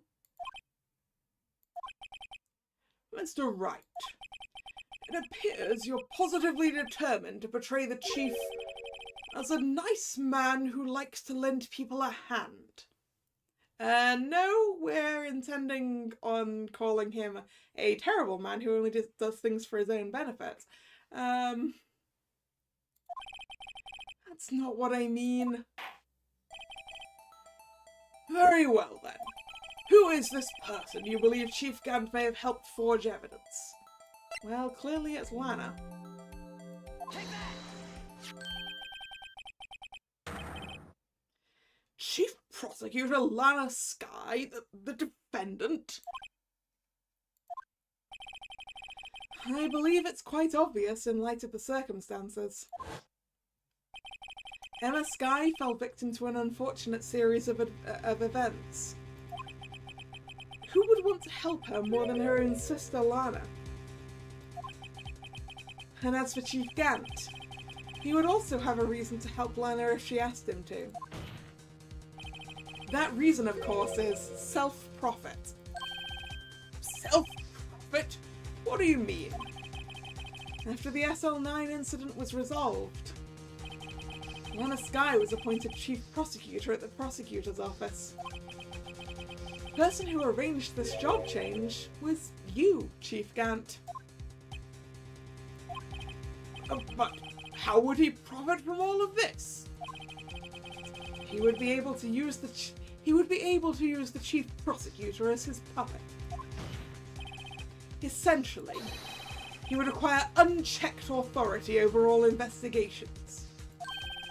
Do you mean to tell me that despite the Chief's formidable appearance, he plays with puppets? That's not really what we were going for. Oh, wait. You must mean puppet, as in someone forced to do his bidding. Never mind. Admit it, Chief. You assisted Lana Skye in forging evidence. Your motive? To appoint her as Chief Prosecutor so you could control her. Righto, my boy, you have quite an imagination. Let me ask you something. What? Do you have any proof of this? That I controlled Lana? For example, is Lana testifying that I've done such a thing? Lana...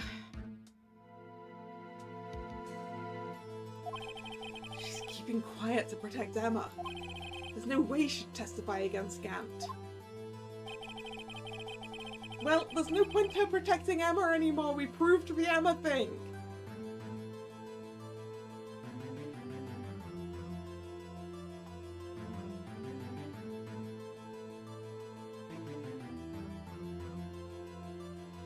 I'm afraid without any proof, this all amounts to nothing more than mere conjecture. Unless... that is also what happened in this incident. This incident? Which one would that be? Of course, I'm talking about the murder of Detective Bruce Goodman.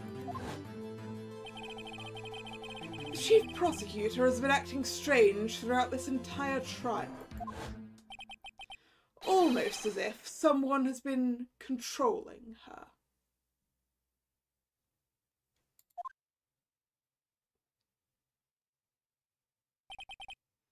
Worthy, you'd better watch your tongue. I wouldn't want you to get hurt. Just what do you mean? What he means, Your Honor, is that Chief Gant is involved in the murder of Detective Goodman. Not only that, but the Chief is now making Lana take the rap to cover up his involvement. What?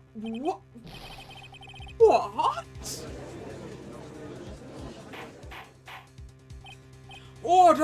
Order! Order! I said order! Mr. Wright, you can't be serious. Huh? This is an affront to the highest ranking officer in our law enforcement agency. To accuse the chief of police of blackmail and murder? Impossible! Oh, it's very possible. Just because he's chief of police doesn't mean he can't be a murderer. Your Honor, I was merely reiterating what Mr. Edgeworth said in easier to understand language.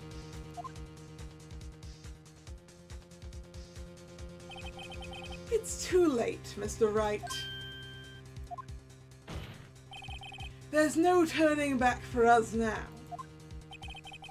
It looks like he's the one who decided to go through with this. Can you prove this, Mr. Wright?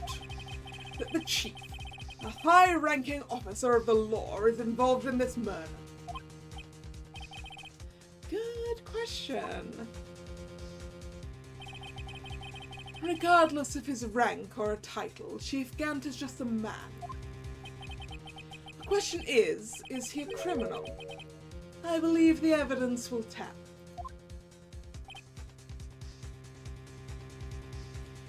I see. All right then, let's see what Mr. Wright's got. And it better be good. Show us this evidence that ties Chief Gant to the murder of Detective Goodman. Ooh.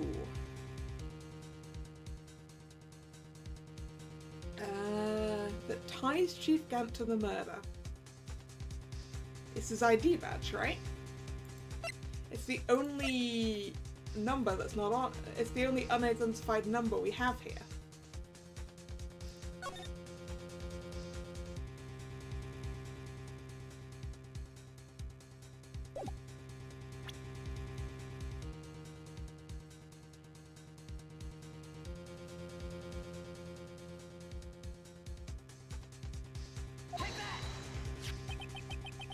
This is the ID card list.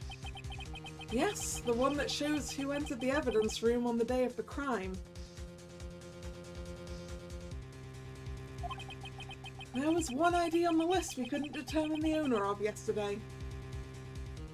Wait, I'm just checking... I think... Yeah, I think there's a bit too much for me left of this trial for me to push through to finish it today.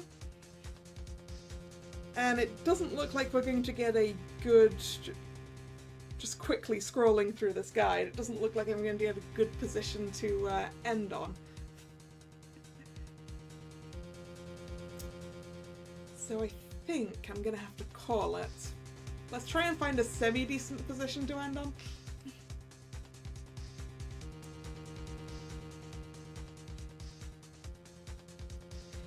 It looks like there's a recess in a reasonable bit. So I think we're just going to go to what comes from this. One ID on the list we couldn't determine the owner of yesterday. 7777777. Sorry, but there's no way you can prove that's my card number. Not even if you show me your card? It's your number. What? How do you know that? The safe in Chief Kant's office requires a code to open. A 7-digit code. 7 digits? You don't mean... I'm afraid so, Your Honor. The code was 7777777. The same as the remaining ID card number on that list. Chief Gant's so dumb. Chief Gant, you entered the evidence room on the day of the crime. Order! Order! Chief Gant, what do you have to say? Nothing. The defense's search of my office was in violation of regulations. And I will demand Mr. Wright be punished to the maximum extent of the law. But right now, this court demands an explanation from you about the use of this ID card. You know what? I'm going to call it here. It's going to be a bit of a cliffhanger. But I think we're going to call it on... We've got Chief Gant on the ropes. And hopefully we can finish him off.